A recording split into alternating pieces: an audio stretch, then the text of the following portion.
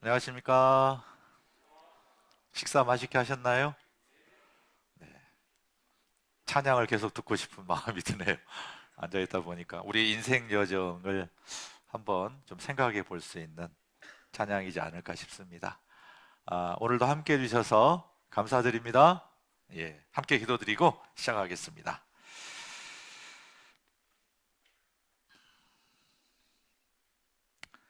하나님 감사합니다. 하나님께서 우리를 위해서 이 세상을 창조하시고 또 우리에게 생명과 호흡과 만물을 주시고 우리의 인생 여정 가운데 주님께서 함께 해주시고 인도해 주시니 참으로 감사합니다. 하나님의 부르심에 응답하여서 이번 한 주간 하나님의 말씀을 배우기 위해서 많은 분들 이 자리에 참석하셨습니다. 참으로 하나님을 알고자 하는 마음으로 또 하나님을 찾는 마음으로 오늘 말씀을 잘 듣고 하나님이 계신 것을 확실히 알고 믿을 수 있도록 도와주시고 마음에 하나님이 계신 천국을 사모하는 마음을 주시기를 원합니다. 오늘 말씀의 모든 시종을 주님께만 의지합니다. 우리를 사랑하시는 예수님 이름으로 기도드립니다. 아멘. 성경 전도서 3장을 보시겠습니다. 전도서 3장 1절 2절입니다.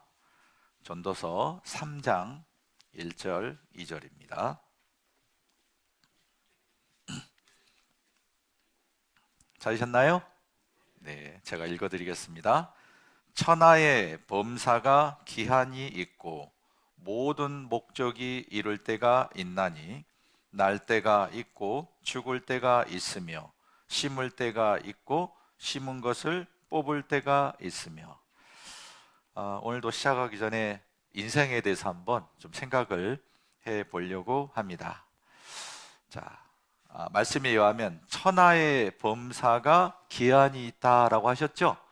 이 세상의 모든 것은 다 기한이 있습니다. 기한이 뭡니까? 시작이 있으면 끝이 있다는 말이죠. 예. 그 가운데 상식이니까요 한번 알려드리랍니다. 자료 하나 준비했는데요. 유통기한이 있더라고요. 우리 마트에 사는 물건에 보면 유통기한이 있죠? 유통기한 지나면 드셔야 됩니까? 버려야 됩니까? 예, 보니까 유통기한도 있는데 소비기한도 있더라고요. 유통기한은 상품이 시중에 유통될 수 있는 기한이고 소비기한은 소비자가 섭취할 수 있는 기한이래요. 자, 그래서 조금 다릅니다. 제가 이걸 모르고요. 우유 날짜 지났다고 그냥 안 먹었습니다. 여기 보니까 우유의 유통기한이 10일인데 소비기한은 60일이네요. 냉장 보관을 잘 하시면 될 것 같습니다. 어찌됐건 기한을 넘기면 안 되겠죠. 납품 기한이 있다면 그 날짜 안에 납품을 해야 되고 그리고 상환 기한이 있다면 그 날짜 안에 상환을 좀 해야 될 겁니다. 이 세상의 모든 것에는 기한이 있어요. 그리고 사람으로 따지면 날 때가 있고 죽을 때가 있으며 사람도 기한이 있어요, 없어요? 있습니다. 태어날 때가 있으면 언젠가는 죽는 날도 있다라는 겁니다. 어제 잠깐 살펴봤는데 하나님께서 인생의 기한을 정해 놓으셨어요. 70이요. 건강하면 80. 최대로 해서 80을 보겠습니다. 어제 보셨는데 지금 현재 20세인 분들은 얼마 남았습니까? 21,900일. 30세, 40세 얼마 남았는가 한번 생각해 봐야 돼요. 하나님이 보시는 인생의 기한입니다. 20대에 해당되는 분들은 한 2만일 남아있죠. 30대에 해당되는 분들은 한 18,000일, 40대에 해당되는 분은 14,000일, 50대 이제 저에 해당이 되는데 10,000일 정도 남았습니다. 뭐가요? 인생의 기한이. 그리고 60대, 70대 이제 갈수록 인생의 수명이 줄어들고 있죠. 결국은 하나님께서 정해주신 수명이 있다. 언젠가는 인생이 끝난다라는 것을 우리는 항상 생각해야 돼요. 따라오세요. 끝을 생각하는 사람이 됩시다. 이제 그런 사람이 지혜로워요. 항상 끝이 있다라는 것을 좀 생각을 해봐야 됩니다. 뭔가 중요한 결정을 할 때도 이것을 내가 해야 되냐 안 해야 되냐 할 때 끝을 한번 생각해 봐야 돼요. 내가 이것을 선택했을 때 10년 후, 20년 후에는 어떻게 될 것인가, 이것을 생각을 해봐야 됩니다. 그리고 전도서 3장의 특징이 보면 때가 있다는 말씀이 계속 반복이 됩니다. 때가 있나니, 때가 있고 때가 있으며, 때가 있고 때가 있으며 28번 등장을 해요. 여러분들 모든 일에는 다 뭐가 있습니까? 때가 있대요. 그래서 보세요. 자, 다 때가 있다. 지금은 폐업했답니다만 옛날에 목욕탕 어느 목욕탕 이렇게 했답니다. 자, 여기도 다 때가 있다 이렇게 하고 있고요. 때타올도 지금 다 때가 있다, 이런 때타올이 있네요. 예. 어떤 사람이 강의를 들었답니다. 그 강의 내용이 뭐냐면 이 세상에서 세 가지의 귀중한 금이 있다라는 강의였어요. 뭐냐면 황금, 소금, 지금이래요. 이 강의를 딱 듣고 나서 아내한테 문자로 보냈답니다. 여보, 이 세상에서 세 가지 귀중한 금이 있대. 황금, 소금, 지금이래. 이렇게 했답니다. 그랬더니 아내가 문자가 왔대요. 현금, 지금, 입금. 그래서 그 문자를 보고 남편이 허걱 하더니 답장을 했답니다. 방금, 쬐끔, 입금. 자, 그렇게 했다고 합니다. 자, 보세요. 이 그림이 그 그림입니다. 세상 모든 일에도 끝이 있어요. 기한이 있습니다. 그리고 하나님께도 다 때가 있다는 걸 생각해 봐야 돼요. 인생에 때가 있듯이 하나님의 때도 있습니다. 그 하나님의 때가 어떻게 됩니까? 첫날 인간 역사를 어떻게 시작하셨다는 내용이 기록됐죠. 성경의 맨 처음 창세기가 세상을 창조한 내용입니다. 그리고 성경 제일 마지막 권이 요한계시록이에요. 요한계시록이 어떤 내용인지 아십니까? 내가 보니 처음 하늘과 처음 땅이 없어졌고 그랬거든요. 그러니까 성경은 하나님이 오시는 인간 역사의 시작부터 끝이 기록되어 있다, 이런 말이에요. 자, 하나님의 때가 전도서 3장 17절에 기록이 되어 있는데요. 같이 읽어보겠습니다. 내가 심중에 이르기를 의인과 악인을 하나님이 심판하시리니 이는 모든 목적과 모든 일이 이룰 때가 있음이라 하였으며, 하나님이 이 세상을 창조하신 목적이 있어요. 목적이 뭡니까? 인간 역사를 시작하신 목적은 그 역사 가운데 우리로 하여금 하나님을 발견하고 구원받게 하는 거예요. 그 모든 목적과 모든 일이 다 이루어지면, 다른 말로 하나님의 때가 다 끝나면 뭐가 있을까요? 자, 화면 보겠습니다. 자, 뭐가 있습니까? 하나님이 심판을 하세요. 인생의 기한이 딱 끝나는 순간 죽으면 끝이 아니죠. 하나님 앞에 딱 갑니다. 그리고 죽음 이후에 심판이 있어요. 한 번 죽는 것은 사람에게 정하신 것이요, 그 후에는 심판이 있으리니, 심판이 있는 것을 기억해야 돼요. 그러니까 끝을 생각하는 사람이 왜 지혜롭습니까? 인생의 끝이 있다는 것은 이제 죽음 이후에 하나님을 만날 때가 가까워지는 거 아니에요. 하나님 만날 준비를 해야 돼요. 따라 보겠습니다. 죽음 이후에 하나님 앞에 심판이 있습니다. 그것을 생각해 봐야 돼요. 자, 방학이 끝나갑니다. 내일 모레 개학이에요. 자, 어떤 친구는 개학이 기다려지고 어떤 친구는 개학이 두려울까요? 방학 숙제를 다 한 친구는 이제 개학이 기다려져요. 왜요? 선생님한테 칭찬받을 일이 있으니까. 숙제 안 한 친구는 어때요? 두렵습니다. 하나님께서 인생에게 주신 숙제가 있습니다. 살아있을 때 성경을 통해서 하나님을 알고 믿고 또 예수님을 통해 죄의 문제를 해결해서 영원한 천국에 갈 수 있는 믿음을 갖는 것. 그 숙제를 남은 3일 동안에 꼭 했으면 좋겠습니다. 자, 좋은 글이 있어서 한번 소개해 드릴게요. 모든 일에는 다 때가 있다. 고사리도 제철에 꺾어야 한다. 무슨 일이나 알맞는 시기가 있기 때문에 이 시기를 놓쳐서는 안 된다. 모든 일에는 다 때가 있다는 말은 뭡니까? 때를 놓치면 안 된다는 거잖아요. 학생 때는 뭐 할 때입니까? 공부를 할 때죠.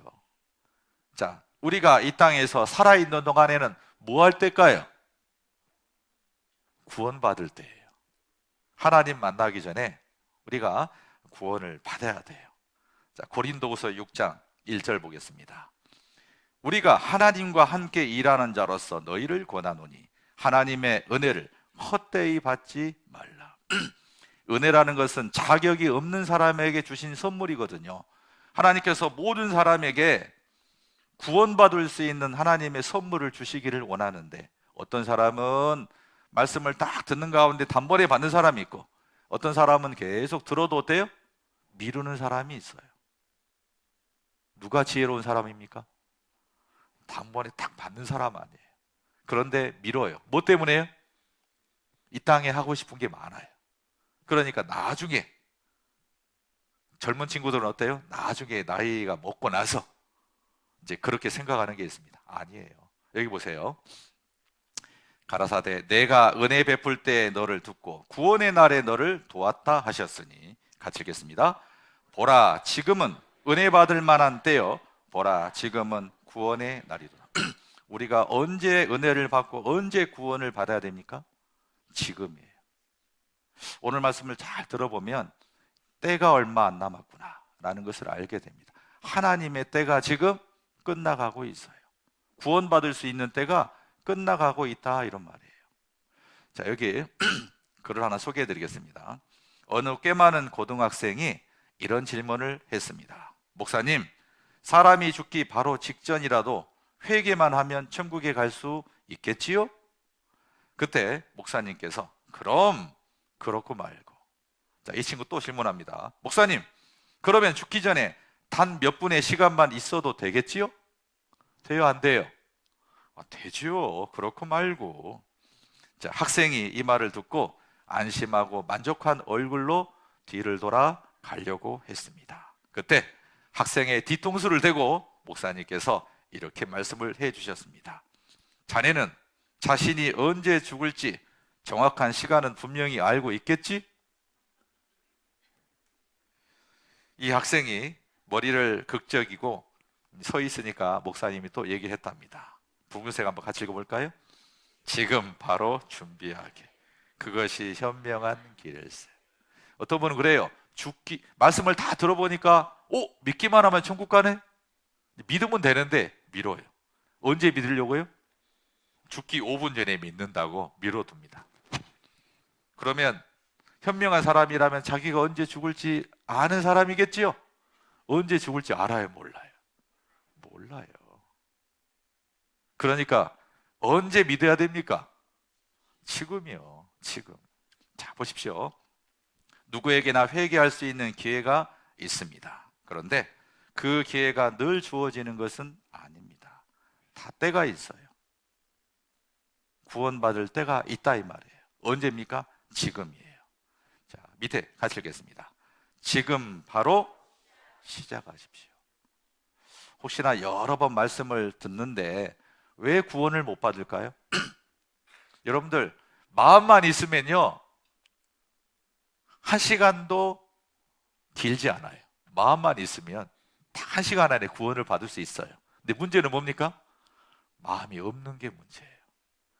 하나님은 모든 사람이 다 구원받고 천국 가기를 원하시지만 강요하지는 않으세요. 믿느냐 안 믿느냐는 누가 할 일입니까? 내가 할 일이에요. 그런데 미루는 사람은 지혜롭지 않는 사람이에요. 계속 미루다가 나중에 영원한 후회가 남을 수도 있어요. 그래서 오늘 말씀을 좀 잘 들어보시기를 부탁을 한번 드리겠습니다. 예. 자, 여기 한번 영상 한번 보여드릴게요. 장시간의 여행인데 잠깐 다녀온 사이에 배가 출발해 버렸습니다. 어떻게 합니까? 항구에서 안타까운 장면이 포착되었습니다. 한 남성이 전속력으로 항구로 뛰어 들어오고 있습니다. 상황을 보니 방금 막 출항한 크루즈를 놓친 것 같아 보이는데요. 하지만 남성은 혹시라도 탑승할 수 있을까 하는 마음으로 떠난 배에 소리치며 뛰어가고 있습니다. 영상을 촬영하고 있는 사람과 그 상황을 보고 있던 모든 사람들도 안타까워하는데요. 남성은 혹시나 배가 세워줄까 소리치며 뛰어가고 있습니다. 한 번 떠난 배는 하지만 떠난 돌아오지 배를 않습니다. 굴리기엔 너무 늦은 것 같은데요. 남성은 포기하지 않고 선착장 끝까지 뛰어가 보지만 배는 점점 더 멀어지고만 있습니다. 그 장면을 보고 있던 사람들도 남성이 포기하지 않는 모습에 더욱더 안타까워할 뿐입니다. 남성도 점차 배를 놓친 상황이 실감이 나는지 머리에 손을 얹고 좌절합니다. 배를 놓친 남성은 자신의 실수로 오래도록 기대하고 있던 크루즈 여행을 망쳐버리게 되었습니다. 그런데 한 남성이 다가오며 반전이 일어났습니다. 남성이 타야 할 배는 떠난 배가 아닌 영상을 찍고 있는 남자가 타고 있는 크루즈였던 것입니다. 모든 상황을 보고 있던 사람들은 다 같이 안도의 웃음을 터뜨리며 환호해주네요. 다행히 남성은 크루즈를 놓치지 않고 탑승하였습니다. 다행입니다. 네. 자, 어제에 이어서요. 오늘은 이스라엘에서 한번 배워보려고 합니다. 이스라엘은 하나님을 증거하는 증인이다라고 되어 있어요. 자, 성경 이사야 43장 10절을 한번 보겠습니다. 오늘은 성경 몇 구절 찾겠습니다. 고개가 아프시니까 성경 이사야 43장 10절, 구약 성경 1018페이지입니다. 이사야 43장 10절입니다. 나 여호와가 말하노라. 너희는 나의 증인, 나의 종으로 택함을 입었나니 이는 너희로 나를 알고 믿으며 내가 그인 줄 깨닫게 하려 함이라. 나의 전에 지음을 받은 신이 없었느니라. 나의 후에도 없으리라. 너희는 나의 증인이라고 했죠? 그래서 하나님의 이름을 여호와라고 하죠? 그래서 여호와의 증인이다라고 합니다. 자, 여호와의 증인으로 세운 택함을 받은 사람이 누굴까요? 누굴까요? 우리나라에 여호와 증인 있어요, 없어요? 있죠. 그런데 잘못됐다는 것을 1절만 봐도 압니다. 자, 너희는 나의 증인이라고 했는데 너희가 누구냐? 이사 43장 1절 같이 읽겠습니다. 야곱아, 너를 창조하신 여호와께서 이제 말씀하시느니라. 이스라엘아, 너를 조성하신 자가 이제 말씀하시느니라. 됐습니다. 너희가 누구예요? 이스라엘을 말하고 있어요. 따라해보세요. 이스라엘은 여호와의 증인입니다. 여호와의 증인이 잘못된 이유가 그거예요. 이스라엘이 여호와의 증인이지 다른 나라 사람이 여호와의 증인이 될 수가 없어요. 특별히 하나님께서 이스라엘을 여호와의 증인으로 세우신 이유는 뭐냐면 이는 너희로 나를 알고 믿으며 내가 그인 줄 깨닫게 하려 함이라. 하나님께서는 이스라엘을 통해서 세상 사람들에게 하나님이 계시다라는 것을 나타내시기를 원해요. 여러분들 가끔 보면 목격자를 찾습니다. 보신 적 있죠? 법적 싸움에서 증거만으로 불충분할 때 증인이 있으면 이겨요, 안 이겨요? 그렇죠. 증인을 보호하잖아요. 하나님이 계시다라는 증인이 있는데 그 증인이 바로 이스라엘입니다. 자, 간단하게 한번 설명해 보겠습니다. 자, 세계 지도인데요. 자, 우리나라가 여기 있습니다. 동쪽에 있죠. 미국은 이제 서쪽에 있죠. 이스라엘은 어디 있을까요? 성경의 세상 중앙에 거하는 백성이라고 합니다. 자, 그래서 이 노란색이 이스라엘 땅입니다. 그 옆에 지중해라는 바다가 있는데 땅지 가운데 중 바다에, 땅 한가운데 바다다, 이런 뜻입니다. 그리고 이스라엘의 국기 가운데에는 다윗의 별이 그려져 있습니다. 자, 이스라엘의 땅덩어리가 어느 정도냐? 옆에 우리나라 땅덩어리보다 커요, 작아요? 작아요. 우리나라 강원도 땅보다 조금 더 크다고 합니다. 왜 하나님이 많고 많은 민족 중에 이스라엘을 택하셨을까요? 전도집의 말씀을 하다 보면은요, 가끔은 처음부터 안 듣고 중간에 오신 분이 있어요. 이스라엘이 강한 나라가 된 내용 들으시더니 버럭 화를 내요. 왜 하나님은 대한민국을 택하지 않고 이스라엘 택합니까? 그런 분이 있더라고요. 왜 하나님이 대한민국을 택하지 않으시고 이스라엘을 하나님의 증인으로 택하셨을까요? 그 이유가 성경에 이렇게 기록이 되어 있습니다. 자, 화면 한번 보겠습니다. 신명기 7장 7절인데요. 여호와께서 너희 이스라엘을 기뻐하시고 너희 이스라엘을 택하심은 너희가 다른 민족보다 수요가 많은 연고가 아니라, 같이 읽어볼까요? 너희는 모든 민족 중에 가장 적으니라. 왜 이스라엘이냐? 이유가 뭡니까? 모든 민족 중에 가장 적은 민족이기 때문에 그렇습니다. 만약에 우리나라 사람이 가장 적은 민족이었다면 하나님이 어때요? 대한민국을 택하셨을 거예요. 자, 한번 그림을 보겠습니다. 인구수를 기준으로 각 나라의 크기를 나타낸 지도인데요. 자, 어때요? 이게 땅덩어리가 아니라 인구수를 말합니다. 기본 상식이니까 한번 여쭤보겠습니다. 세계에서 가장 인구가 많은 나라는 어디? 고수하겠습니다. 중국이라고 생각하시는 분.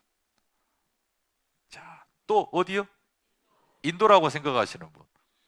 이야, 상식을 아주 잘 알고 계시네요. 인도가 1등입니다. 14억 5,093만 명입니다. 그러면 중국은요? 14억 1,932만 명입니다. 인도가 앞질렀습니다. 자, 우리나라는 얼마입니까? 대한민국은 5,175만 명입니다. 그리고 북한은 한 2,800만 정도 되더라고요. 그러면 우리가 궁금한 게 뭐냐면 이스라엘 아니에요? 이스라엘. 가장 적어서 택한 이스라엘은 어디 있을까요? 어디 있을까요? 눈 크게 뜨고 보세요. 여기 있습니다. 여기 938만 명. 우리나라는 5,175만 명. 이스라엘은 938만 명. 수가 적어요? 많아요? 적어요. 적어서 택했습니다. 제가 오늘 검색을 해보니까 세계 인구의 99위더라고요. 이스라엘이.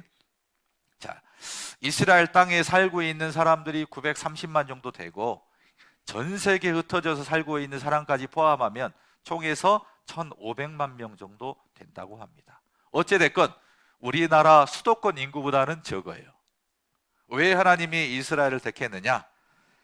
너희는 모든 민족 중에 가장 적으니라. 적은 민족을 택하셨어요. 왜 적은 이스라엘을 택하셨느냐?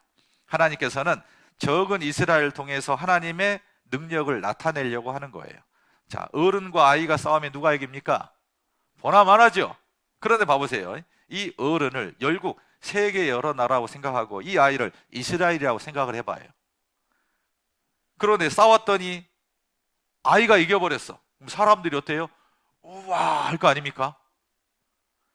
이 아이에게 누군가 이렇게 힘을 주는 거죠.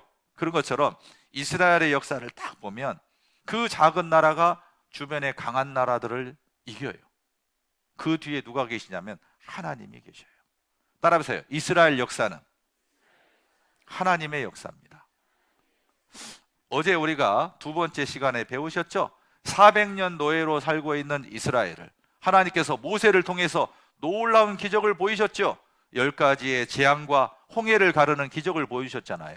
그래서 이스라엘을 구원해 내신 사건. 세상에 그런 사람 없죠? 그것을 본 주변 나라들이 이스라엘인 하나님이 같이 계시구나라는 것을 알게 되었습니다. 자, 오늘 이 시간에는 더 놀라운 사건을 한번 설명해 드리려고 합니다. 전 세계에 흩어진 지 1900년 만에 돌아와서 강한 나라가 된 사건, 그것을 한번 배워보려고 해요. 자, 어제 하나님의 놀라우신 기적을 통해서 애굽에 살고 있는 이스라엘 백성들이 홍해를 건넜습니다. 어제 거기까지 배우셨죠?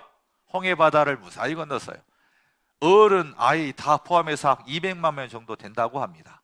원래는 이집트 땅에 들어갈 때는 이집트 땅에 들어갈 때는 야곱의 가족 한 70명 정도 들어갔거든요. 그런데 400년 후에 나올 때는 한 200만 명 정도 되는 좀 많은 수가 됐어요. 이제 큰 민족을 이루게 됐습니다. 하나님께서 그 이스라엘 민족과 언약을 체결합니다. 시내산에서 언약을 체결하는데 내용이 뭐냐? 하나님 말씀에 순종하면 세계에서 가장 뛰어난 민족이 되게 하겠다. 그런데 하나님 말씀에 불순종하면 세계에서 가장 비참한 민족이 되게 할 것이다. 이제 그런 내용이에요. 하나님께서 모세를 통해서 순종했을 때 어떠한 복을 줄 건지, 불순종할 때 어떠한 저주를 내릴 것인지 다 말씀을 해 주셨어요. 자, 어떻게 얘기하셨냐면 요약하면 이겁니다.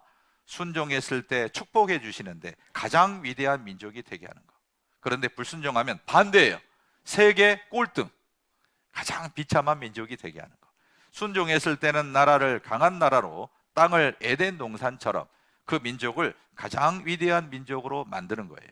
그런데 불순종할 때는 나라를 멸망을 시키고 땅을 황무지로 만들어버리고 그 민족을 전 세계에 흩어지고 가는 곳마다 죽임을 당하게 하겠다. 이것이 저주에 대한 내용이에요.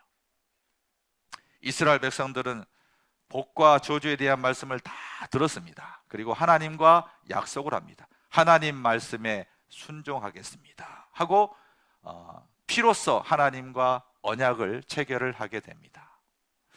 만약에 여러분이 이스라엘 사람이라면 하나님과 언약을 체결하겠습니까? 안 하겠습니까? 아마 그들은 어때요? 우리가 순종해서 세계에서 가장 위대한 민족이 되겠다, 이제 그런 생각만 했던 것 같아요. 자, 이 내용을 잘 기억하고요. 화면 보겠습니다. 자, 이스라엘의 역사는 뭐와 관계에 있느냐? 순종하느냐 불순종하느냐에 따라서 역사가 달라져요. 세계 역사책에는 순종 불순종 내용은 안 들어 있습니다. 그들의 역사가 어떻게 되는지 나와 있어요. 그런데 이스라엘은 참 특이하게 그들이 무기가 많고 전쟁을 잘했을 때 강한 나라가 되는 게 아니에요. 하나님 말씀에 순종을 딱 했을 때 강한 나라가 되게 해요. 언제 약해집니까? 하나님 말씀에 불순종하면 약한 나라가 돼요. 다른 나라의 지배를 받게 돼요. 자, 그렇다면 그들이 하나님과 언약을 체결했는데 그 이후에 이스라엘 역사는 어떻게 될 것 같습니까? 어떻게 될 것 같습니까? 강한 나라가 될 것 같습니까? 아니면 약한 나라가 될 것 같습니까? 자, 그걸 한번 생각해 보는데, 제가 그 벌거벗은 세계사 이스라엘에 대해서 우리 교수님 강의를 한번 이제 들어드릴 건데요. 잘 생각해 보셔야 돼요. 만약에 나라가 점점 강해진다라고 한다면 뭐 때문에 강해질까요? 하나님 말씀에 순종했기 때문에. 그런데 나라가 어때요? 나라가 둘로 나뉘고 다른 나라에게 지배를 받고 멸망을 한다 그러면 뭐 때문일까요? 불순종하기 때문에 그래. 그걸 기억해야 돼요. 자, 영상 보여드리겠습니다. 소리 켜주세요. 부르는 땅에 히브리 성서에서 유대인들의 조상이라고 얘기하는 아브라함이 이주해 옵니다. 그러니까 아브라함이 원래 어디서 살았냐면요, 원래 살던 곳은 이라크 쪽에 살았습니다. 메소포타미아 지역에서 하느님이 좋은 땅을 주시겠다고 그래가지고 가나안 땅이라고 해서 이쪽으로 오게 됩니다. 이게 가나안이라고 그랬고요. 가나안이 팔레스타인이거든요. 그래서 여기서 있었는데 아브라함이 이삭을 낳고 이삭이 야곱을 낳고, 어제 봤던 그런데 내용이죠? 야곱 되어가지고 삶이 좀 어려워졌어요. 흉년 때문에. 그래서 이제 이집트로 건너가죠. 이집트로 건너갔다가 여기서 이제 일이 잘못됩니다. 그래서 이집트인의 노예살이를 해요. 노예살이를 하다가 다시 모세라는 사람이 이들을 이끌고 나오죠. 이 다음부터 잘 보세요. 모세는 찾지를 못했어요. 그런데 모세 다음에 여호수아라는 인물이 여기를 드디어 차지한 거예요. 그래서 이 지역에서 유대인들이 왕국을 세우고 또 그 현명한 왕으로 유명한 솔로몬이 여기서 다스리다가 솔로몬이 죽은 다음에 유대인들이 따는 땅이 북쪽의 이스라엘 왕국과 남쪽의 유다 왕국으로 나뉘고요.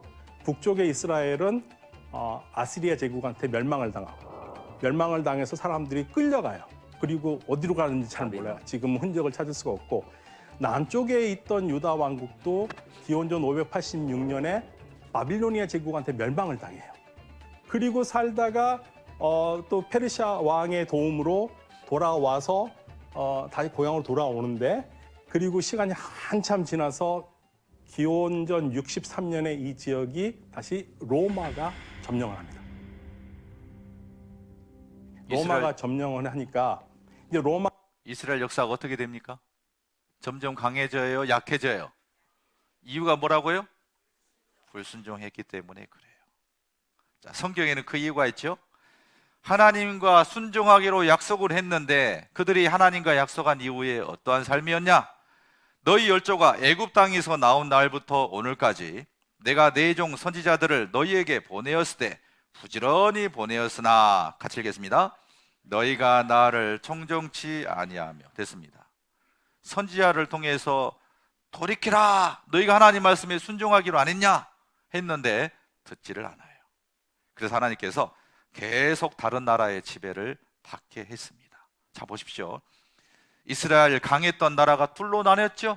그리고 북이스라엘이 아시리아에 의해서, 남유다가 바벨론에 의해서, 그리고 그들은 계속해서 열국의 지배를 받게 됩니다. 세계를 지배했던 강한 나라들, 그 나라들이 성경을 배워보면 이스라엘과 관계가 있어요. 아시리아, 바벨론, 그 다음에 페르시아, 헬라, 그리스, 로마. 하나님께서 이스라엘이 불순종함으로 말미암아 그 나라를 강하게 해서 이스라엘을 치게 하신 거예요. 여기 이해되십니까? 아마 상식적으로 다 아시겠지만 이스라엘 하면 세계 민족 중에 그렇게 비참한 민족은 없죠. 나라를 잃고 전 세계 유랑 생활을 했잖아요. 1900년 동안. 제2차 세계대전 때 독일에 의해서 어때요? 600만 명 학살을 당했죠. 그거 보시죠. 왜 이들이 이렇게 비참하게 죽었을까? 그 가운데 600만 명 중에 60%가 아이들이었어요. 아무것도 모르는 아이들도 많이 죽었거든요. 왜 이 민족이 이렇게 비참하게 죽었을까? 당시에 독일의 히틀러는요, 유대인들을 죽일 때 유대인을 박멸한다고 했습니다. 인간 취급 안 했어요. 벌레 취급했어요. 왜 그들이 그렇게 비참한 역사를 맞이하게 됐느냐? 그 이유가 뭔지 아십니까? 그 이유가 바로 예수 그리스도를 배척한 죄 때문에 그래요. 여러분들 다 아마 아실 겁니다. 12월 25일이 무슨 날입니까? 크리스마스, 예수님이 태어나신 날이죠. 그 예수님께서 십자가에 피를 흘려 죽으셨잖아요. 그러니까 교회에 보면 십자가가 있잖아요. 왜 하나님의 아들 예수님이 십자가에서 그렇게 비참하게 죽었는가? 그 이유가 뭔지 아십니까? 하나님께서는 인간을 사랑하셔서, 인간이 죄로 인해서 죽으면 영원한 지옥 아니에요. 그래서 하나님이 세상을 이처럼 사랑하사 독생자를 주셨으니, 하나님이 우리를 사랑하셔서 보내신 분이 누구냐면 예수 그리스도십니다. 이는 저를 믿는 자마다 멸망치 않고 영생을 얻게 하려 하십니다. 죄 때문에 지옥 갈 사람, 죄의 문제를 우리가 해결할 수 없으니까 하나님이 예수님을 통해 우리의 죄 문제를 다 해결하고 영원한 천국 갈 수 있게 해주셨어요. 예수님이 2000년 전에 오신 예수님은 우리를 죄 가운데 구원하시기 위해서 오셨거든요. 제일 먼저 어디로 오셨느냐? 이스라엘 땅, 이스라엘 사람으로 태어나셨어요. 그리고 그 예수님께서 이 땅에 오셔서 어떻게 하셨냐? 이스라엘 사람들에게 제일 먼저 복음을 전했습니다. 자, 여기 보십시오. 예수님은 말, 구유, 짐승의 무리에서 태어나셨죠. 그리고 하나님의 아들임을 증거하기 위해서 병자를 고치시고 소경의 눈을 뜨게 하시고, 그리고 때요 죽은 지 4일이 지난 나사로를 살리셨습니다. 물고기 2마리와 떡 5개로 5,000명을 먹이고 남기셨습니다. 그 이적을 통해서 하나님이 보내주신 그 구원자라는 것을 나타내셨어요. 그리고 이스라엘 사람들에게 천국 복음을 말씀해 주셨어요. 영원히 구원받고 천국 가야 될 것을 말씀을 해 주셨습니다. 그런데 이스라엘 백성들은 예수님 말씀을 듣지 않아요. 그들의 관심은 오로지 뭐냐? 이스라엘이 독립해서 강한 나라가 되는 거예요. 자, 우리 한국 사람들은 조금 이해가 돼요. 우리나라도 일제 치하 36년 동안 지배를 받았죠. 그때 우리의 소원이 뭐였습니까? 통일은 아니죠. 독립이었잖아요. 그런데 이스라엘은 어때요? 예수님이 오셨을 때 이스라엘은 600년 동안 식민지 생활을 했어요. 몇 년이요? 600년. 그러니까 그들이 간절히 원하는 게 뭐겠어요? 로마로부터 이스라엘을 독립시켜주는 거예요. 그런데 2000년 전에 오신 예수님은 이스라엘을 독립시키러 오시는 게 아니라 죄인을 구원해서 천국에 보내주시러 오시는 분이에요. 그러니까 예수님이 천국 복음을 얘기하니까 이스라엘 사람들이 이 귀에 들어갈까요? 안 들어갈까요? 안 들어가요. 결국은 어떻습니까? 이 예수님은 하나님께서 보내주신 메시아가 아니다라고 단정을 하고 당시의 총독이었던 빌라도에게 예수님을 죽여달라고 요구를 합니다. 그런데 빌라도가 뒷조사를 해보니까 예수님은 죄가 없거든요. 죄 없는데 죽여달라고 하는 거예요. 어떻게 하면 이 예수를 살릴 수 있을까 하다가 유대 대명절 때 죄인 하나를 딱 풀어주게 됩니다. 그래서 한쪽에는 예수 그리스도를, 한쪽에는 어때요? 살인 강도 바라바를 놓고, 자, 둘 중에 누구를 너희에게 풀어주기를 원하느냐라고 제의를 합니다. 바라바를 풀어줄까 아니면 그리스도라는 예수를 풀어줄까? 그때 이스라엘 백성들이 뭐라고 말합니까? 밑에 한번 같이 읽겠습니다. 바라바를 놓아주고 예수를 십자가에 못 박아라. 어찌미뇨 무슨 악한 일을 하였느냐? 그랬는데 막무가내예요. 예수를 십자가에 죽이라. 나중에 밀란이 나려고 하니까 이 빌라도가 어떻게 합니까? 세숫대야에다가 손을 딱 씻습니다. 씻고, 나는 이 예수 풀어주려고 했는데 너희가 죽이라 했어? 예수 죽인 핏값을 너희가 당하라. 이렇게 말하는 거예요. 자, 마태복음 27장 25절인데요. 여기 한번 같이 읽겠습니다. 백성이 다 대답하여 가로되 그 피를 우리와 우리 자손에게 돌릴지어다 하거늘 이에 바라바는 저희에게 놓아주고 예수는 채찍질하고 십자가에 못 박히게 넘겨지니라. 이 세상에서 가장 불의한 재판이 있었습니다. 뭡니까? 하나님의 택한 백성 이스라엘이 죄 없는 하나님의 아들 예수를 십자가에 죽여달라고 하는 거예요. 그리고 빌라도는 어때요? 거기에 동조를 했어요. 자, 여기 붉은색 한번 같이 읽겠습니다. 그 피를 우리와 우리 자손에게 돌릴지어다. 자, 여러분들, 말이 시가 된다는 말이 있죠? 성경에 보면 하나님 앞에 함부로 말하지 말 것을 말씀하셔요. 자, 보세요. 왜 그들은 예수님을 죽인 핏값을 우리가 책임지겠습니다 이러면 되는데 뭐라고 합니까? 우리와 우리 자손에게 돌릴지어다 이렇게 하잖아요. 왜 그랬을까요? 아마 예수님이 구원자가 아니라는 확신이 있었던 것 같아요.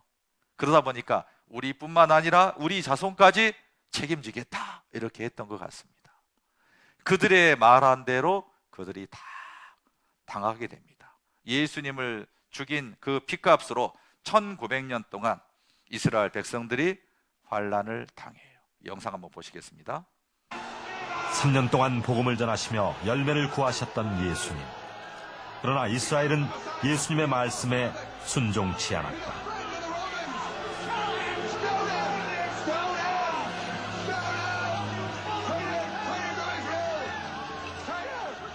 오히려 교만한 목소리를 높여 예수님을 십자가에 못 박았다.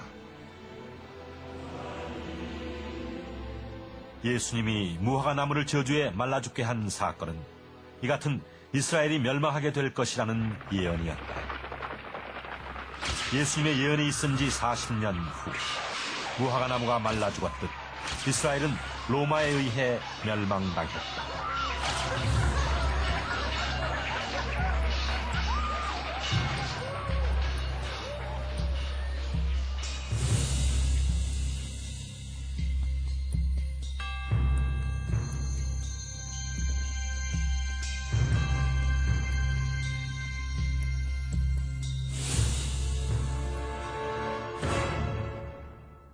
당시 이스라엘의 멸망을 똑똑히 지켜보았던 유대 역사가 요세푸스는 그날의 참상을 이렇게 전하고 있다. 성에서 외출하는 길이 단절되면서 기근이 더욱 심해졌다. 안전의 희망은 끊어졌고 집마다 가족마다 배고픔을 참지 못해 사람을 먹는 끔찍한 일이 발생했다. 실내와 성의 소로에는 온통 어린이와 노인의 시체들, 그리고 죽어가는 여자들로 가득했다. 요세푸스의 기록은 이미 이 같은 상황을 내다보셨던 예수님의 예언을 확인시켜주고 있다.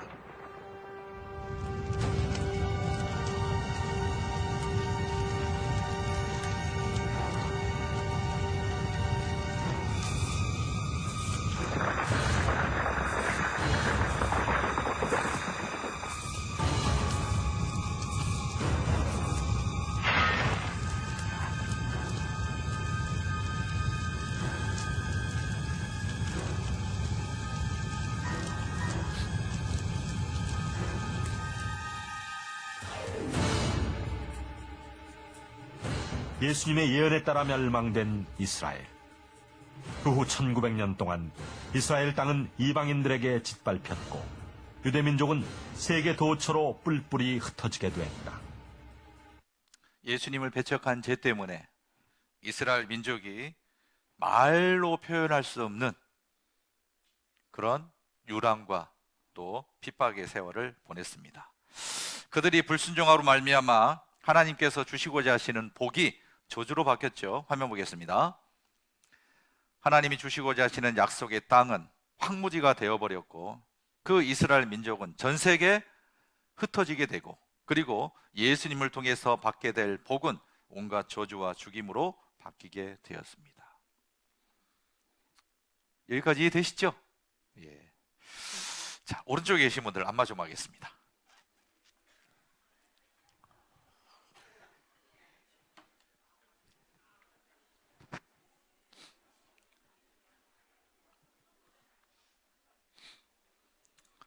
두드려 주세요.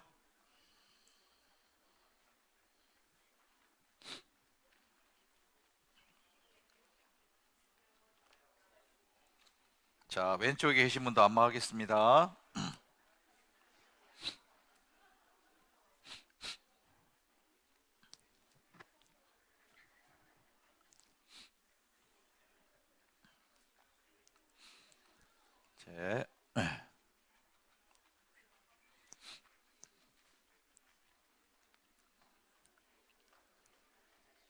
자, 됐습니다.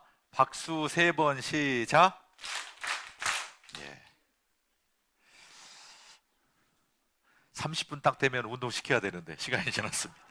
죄송합니다. 욕심 때문에 1교시 때 조금 나머지 부분 좀 할 건데요. 이스라엘 역사는 참 독특한 역사예요. 다른 나라의 역사는 역사가 끝나고 기록하잖아요. 그런데 성경에 이미 이스라엘의 역사가 미리 기록이 됐어요. 왜 미리 기록이 났을까요?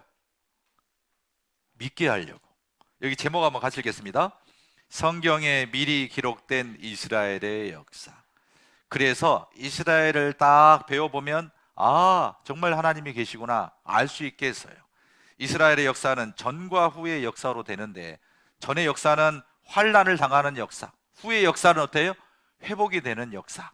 전의 역사는 전 세계에 흩어지는 역사, 후의 역사는 어때요? 돌아와서 강한 나라가 되는 역사. 그렇게 성경에 미리 기록이 되어 있습니다. 자, 그래서 이제 이스라엘 회복을 잠깐 배워볼 건데 예수님을 배척한 결과 그들의 땅은 황무지가 되고 전 세계에 흩어지고 가는 곳마다 죽임을 당하는 그런 역사를 1900년 동안 겪게 됐는데 성경이 이미 어때요? 환난을 당하다가 그들이 회복이 될 것이 미리 예언이 되어 있습니다. 황무한 땅이 장차 에덴 동산처럼 바뀔 것이다 라고 기록이 됐어요. 성경 에스겔 36장을 한번 찾겠습니다. 중요하니까 한번 찾겠습니다. 에스겔 36장 34절입니다. 에스겔 36장 34절. 에스겔 36장은 이스라엘 땅의 회복에 대한 말씀입니다. 지금부터 2600년 전에 기록된 성경입니다. 34절 찾으셨습니까? 전에는 지나가는 자의 눈에 황무하게 보이던 그 황무한 땅이 장차 기경이 될지라. 사람이 이르기를 이 땅이 황무하더니 이제는 에덴 동산같이 되었고 황량하고 적막하고 무너진 성읍들에 성벽과 거민이 있다 하리니 너희 사면에 남은 이방 사람이 나 여호와가 무너진 것을 건축하며 황무한 자리에 심은 줄 알리라. 같이 읽겠습니다. 나 여호와가 말하였으니 이루리라. 2600년 전에 하나님께서는 이스라엘 땅의 예언에 대한 말씀을 해주셨어요. 그리고 이 말씀이 우리 시대 때 이루어졌습니다. 여기 보겠습니다. 이스라엘의 역사는 전과 후의 역사라고 되어 있죠.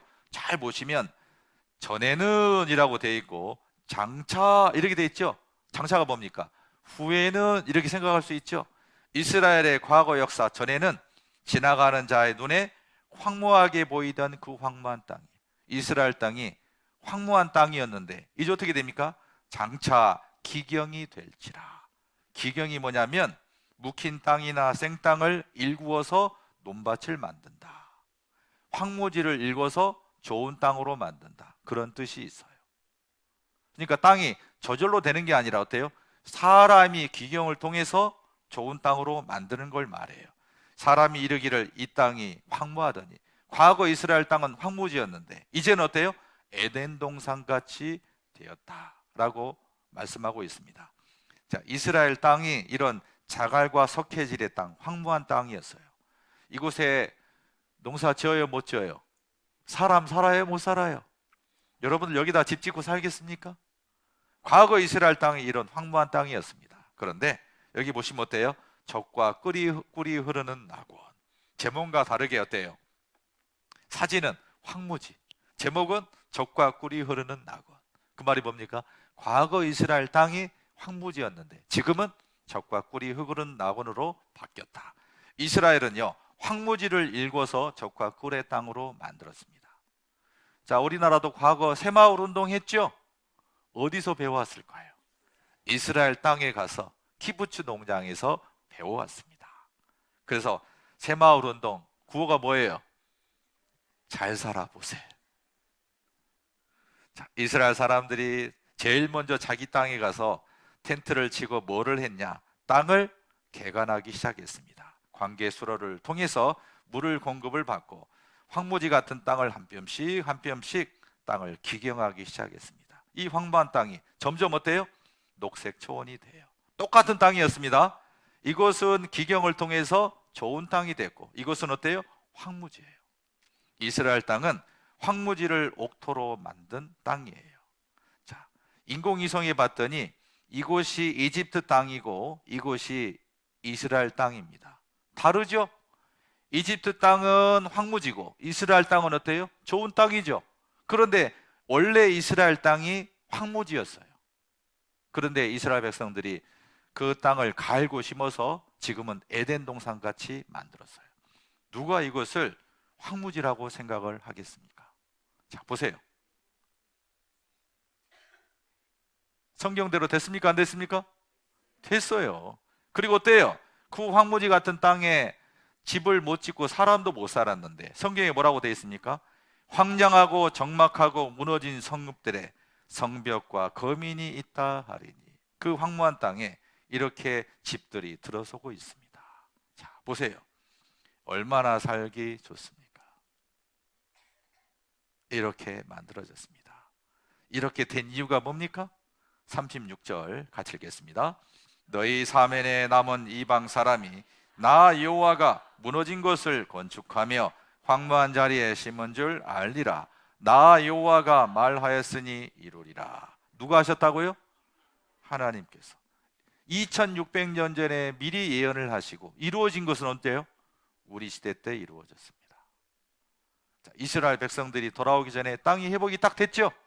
이제 땅이 회복이 됐으니까 전 세계에 흩어졌던 이스라엘이 이스라엘 땅으로 돌아오는 일만 남아 있습니다. 자, 에스겔 39장을 한번 보겠습니다. 에스겔 39장 28절.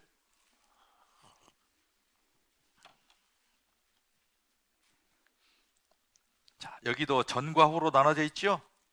전에는 내가 그들로 사로잡혀 열국에 이르게 하였거니와, 열국이란 말은 세계 여러 나라를 말합니다.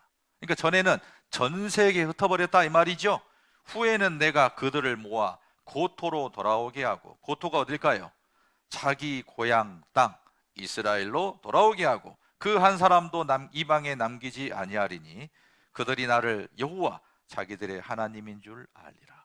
2600년 전에 이스라엘이 돌아올 것을 말씀하고 있습니다. 자, 여기 보세요. 자, 작년이 이스라엘이 독립한 지 76주년이 되는 해였습니다. 이제 올해 5월 14일이 되면 이제 77주년이 됩니다. 1948년 5월 14일 날 이스라엘이 독립을 선포합니다. 그리고 어떻습니까? 전 세계에 흩어졌던 이스라엘이 돌아오는 내용이 있어요. 자, 영상 한번 보시죠. 세계 역사상에 한 나라가 망해서 없어졌다가 2000년 만에 조국을 광복한 예가 없습니다. 우리나라로 본다면은 2000년 전에 삼국시대에 해당됩니다. 지금 만주의 대륙에 가보면은 우리 선조들이 다스리던 땅 유적, 흔적 많습니다. 왕궁터도 있고 뭐 광개토대왕 비뿐만 아니라 다른 비석도 많이 있습니다. 우리가 지금 거기 가서 태극기를 꽂고 나라를 건설하는 일이나 똑같습니다. 불가능한 얘기입니다. 종교인이건 비종교인이건 간에 이스라엘의 독립은 기적이다 얘기를 합니다. 19세기 말에 유대인에 대한 핍박과 학살, 제1차 세계대전, 제2차 세계대전, 역사상 일어날 수 있는 확률이 극히 낮은 것임에도 불구하고 이것이 연속적으로 일어난 그런 사례가 세계 역사상 없다는 것입니다. 세계 역사상 없는 역사. 나라를 잃은 지 2600년 만에 독립을 했어요. 그런 나라 돌아본 적 있습니까? 그 나라가 이스라엘이에요. 그리고 자기 땅에 못 살고 전 세계에 흩어진 지 1900년 만에 그들이 돌아왔고 지금도 돌아오고 있어요. 2600년 전에 하나님께서 그들을 모아 고토로 돌아오게 할 것이다 라는 말씀대로 그들이 돌아오고 있습니다. 1948년 독립한 이후에 전 세계에 흩어졌던 이스라엘이 돌아오고 있는 그런 내용입니다. 미국계 유대인 400명 4달 이스라엘로 귀환. 아르헨티나에 거주하고 있는 유대인 하면 뭐냐면 이스라엘이라고 생각하면 됩니다. 따라해보세요. 이스라엘, 유대인, 유태인 똑같은 말입니다. 이스라엘 이민 너시. 프랑스계 유대인 200명이 이스라엘로 귀국한다. 자, 그리고 알리아라고 있는데 이 알리아가 이스라엘로 이주하다는 뜻이거든요. 전 세계에 흩어졌던 이스라엘이 이스라엘 땅으로 돌아오는 통계예요. 1차부터 5차까지 돌아왔고, 그리고 이스라엘이 독립한 이후에 65만 명 쭉쭉 돌아오고 있습니다. 해마다 약 3만 명 정도가 돌아오고 있어요. 여기 보니까 2021년에는 총 28,601명이 돌아왔고 2022년에는 74,915명이 돌아왔고요. 그 다음에 2024년 작년에 상반기만 해서 19,885명이 이스라엘 땅으로 돌아오고 있습니다. 자, 어떻습니까? 2600년 전에 돌아오게 할 것이다 라는 말씀처럼 우리 시대 때 돌아오고 있어요? 안 돌아오고 있어요? 돌아오고 있어요. 하나님의 계획은 뭘까요? 여기 붉은색 같이 읽겠습니다. 그 한 사람도 이방에 남기지 아니하리니. 자, 한 사람도 남기지 않고 다 이스라엘 땅으로 돌아오게 할 것이다. 어떻게 돌아오게 하실까요? 전쟁을 통해서 돌아오게 해요. 자, 러시아가 우크라이나를 쳤죠? 전쟁 터졌죠? 지금 한 3년째 되고 있는데 왜 러시아가 우크라이나를 공격했을까요? 그건 몰라도 돼요. 단, 왜 이 전쟁이 있을까? 이 전쟁 덕분에 러시아에 살고 있는 유대인들, 우크라이나에 살고 있는 유대인들이 돌아오고 있어요. 그들이 우크라이나, 러시아에서 잘 먹고 잘 사니까 안 돌아오는 거예요. 그런데 전쟁 터지니까 위험해요, 안 위험해요? 위험하니까 이제 돌아오는 거예요. 그게 하나님의 계획이에요. 보세요. 지금 우크라이나 유대인들이 이스라엘로 돌아가고 있는 일은 과연 어떤 의미가 있는 걸까요? 여러분들도 아시다시피 유대인은 2000년 전에 예수님을 거절했고 그 이후에 2000년 동안 전 세계에 뿔뿔이 흩어져 살 수밖에 없었습니다. 그럼에도 불구하고 하나님은 유대인들을 절대로 잊지 않으시고 마지막 때에 다시 불러 모으시겠다고 말씀하셨는데 그 말씀이 정말로 2000년 만에 이루어지고 있지 않습니까?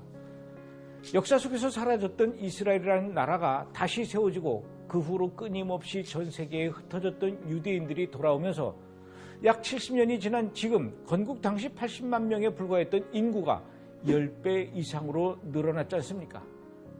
하지만 여전히 돌아오지 못한 채 남아있는 유대인들도 있고 또 아예 돌아올 생각조차 하지 않는 유대인도 있습니다. 그럼 어떻게 해야 이들이 모두 다 하나님의 말씀에 따라 이스라엘로 돌아갈 수 있을까요? 그들을 흔들어 깨우는 방법밖에 없다는 것이죠. 유대인들이 살고 있는 곳의 환경을 흔들어 언젠가는 이스라엘로 돌아갈 수도 있지만 당장은 아닐 거야 라는 그 아니란 마음에 지금이 바로 이스라엘로 돌아가야 하는 때라는 알리아에 대한 각성이 일어나게 하는 것입니다. 우크라이나가 그 대표적인 예이죠. 전쟁을 통해서 이스라엘 돌아오게 하셨죠? 예, 그런 것처럼 이제 우리에게는 어때요? 하나님께로 돌아오게 하는 거예요. 깨어서 하나님께로 돌아와야 됩니다. 때가 얼마 안 남았습니다. 전쟁 덕분에 이스라엘 이민한 돌아오는 사람이 5배가 늘었다고 합니다. 그리고 유럽에서 거센 반유대주의 바람이 불어요. 유럽에 잘 먹고 잘 살고 있는데 어때요? 굉장히 위험한 일이 생기는 거예요. 그래서 돌아옵니다. 미국에서도 그렇고 전 세계적으로 반이스라엘 시위가 지금 계속되고 있죠. 위험해요. 그래서 결국은 버리고 이스라엘로 많이 돌아오고 있습니다. 자, 유대 전문가에 의하면 유대인들이 10년 안에 다 돌아오게 될 것이다 라고 예측을 하고 있습니다. 여기 제목 한번 같이 읽겠습니다. 유대인의 이스라엘 귀하는 하나님의 뜻입니다. 자, 5분 쉬었다 가겠습니다. 8시 6분에 시작할게요. 쉬는 시간 짧게 드려 죄송합니다. 대신에 영상 하나 보여드릴게요. 90초 동안 이 사람이 그림을 그려요. 몇 초요? 90초. 어떤 그림일까요? 자, 보세요. Our next contestant hails from Columbus, Georgia. Let's hear it for Dee Westry. Come on out, Dee.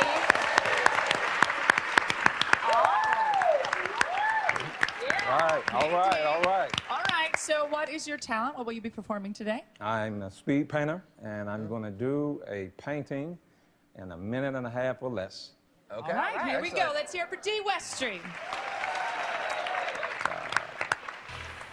시간 됩니다. 90초.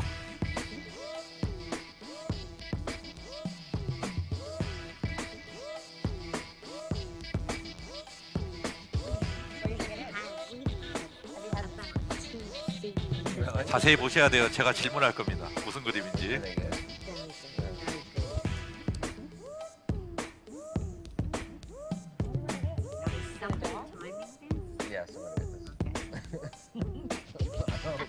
All right, Dee, you have 1 minute left. Here we go. 무슨 그림인지 감이 오시나요?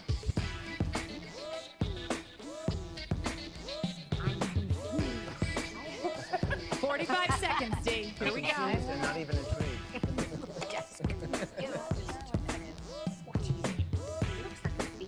Oh, now we got some color going on. 30초 남았네요. 30 seconds, Dee. Oh, you've seen some of these before. Come on, guys, we can figure this out. I honestly have a clue. Not a clue. I don't think you much time. No, it looks like a pear. 전혀 감이 안 오시죠? All right, it's coming down to the wire. 15 seconds, Dee. A pear. Come on. 시간이 다 됐습니다. 아, 완성됐나 봐요. 2, 1. Let's hear it for Dee Westry. There we go. 누굽니까? 남자 그림을 그렸습니다.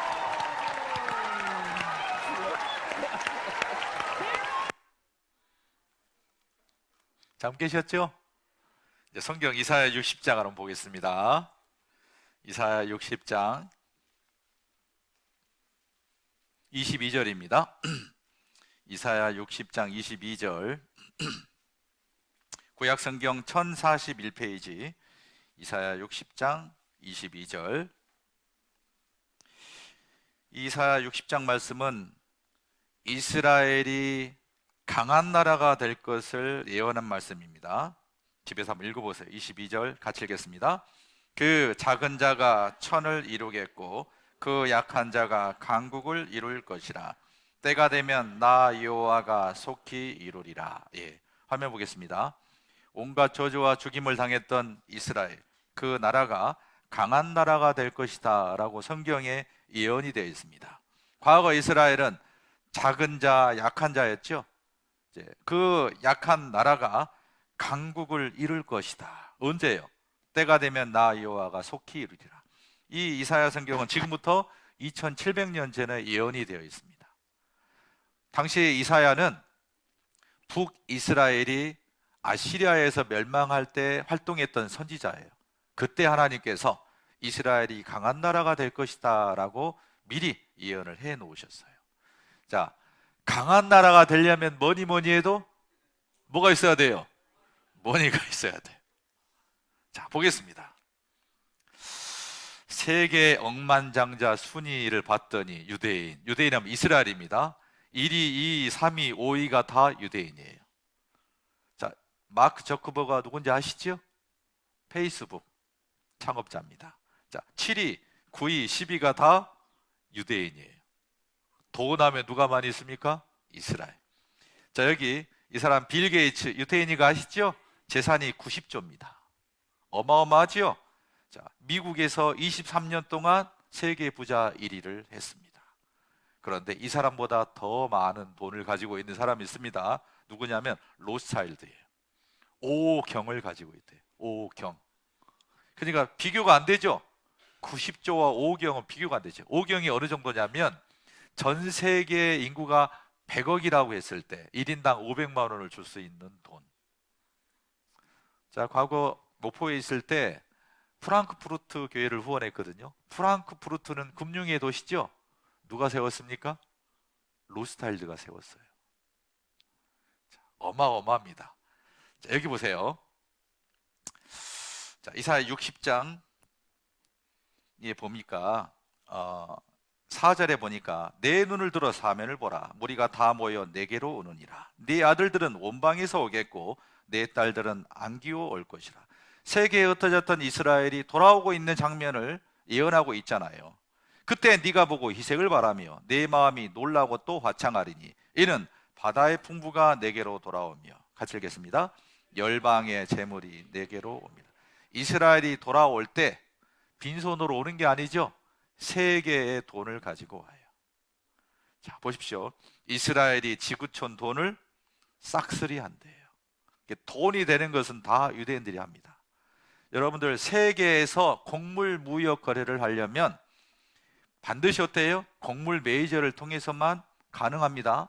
그런데 이 곡물 메이저를 누가 가지고 있느냐? 유대인들이 80%를 장악하고 있습니다.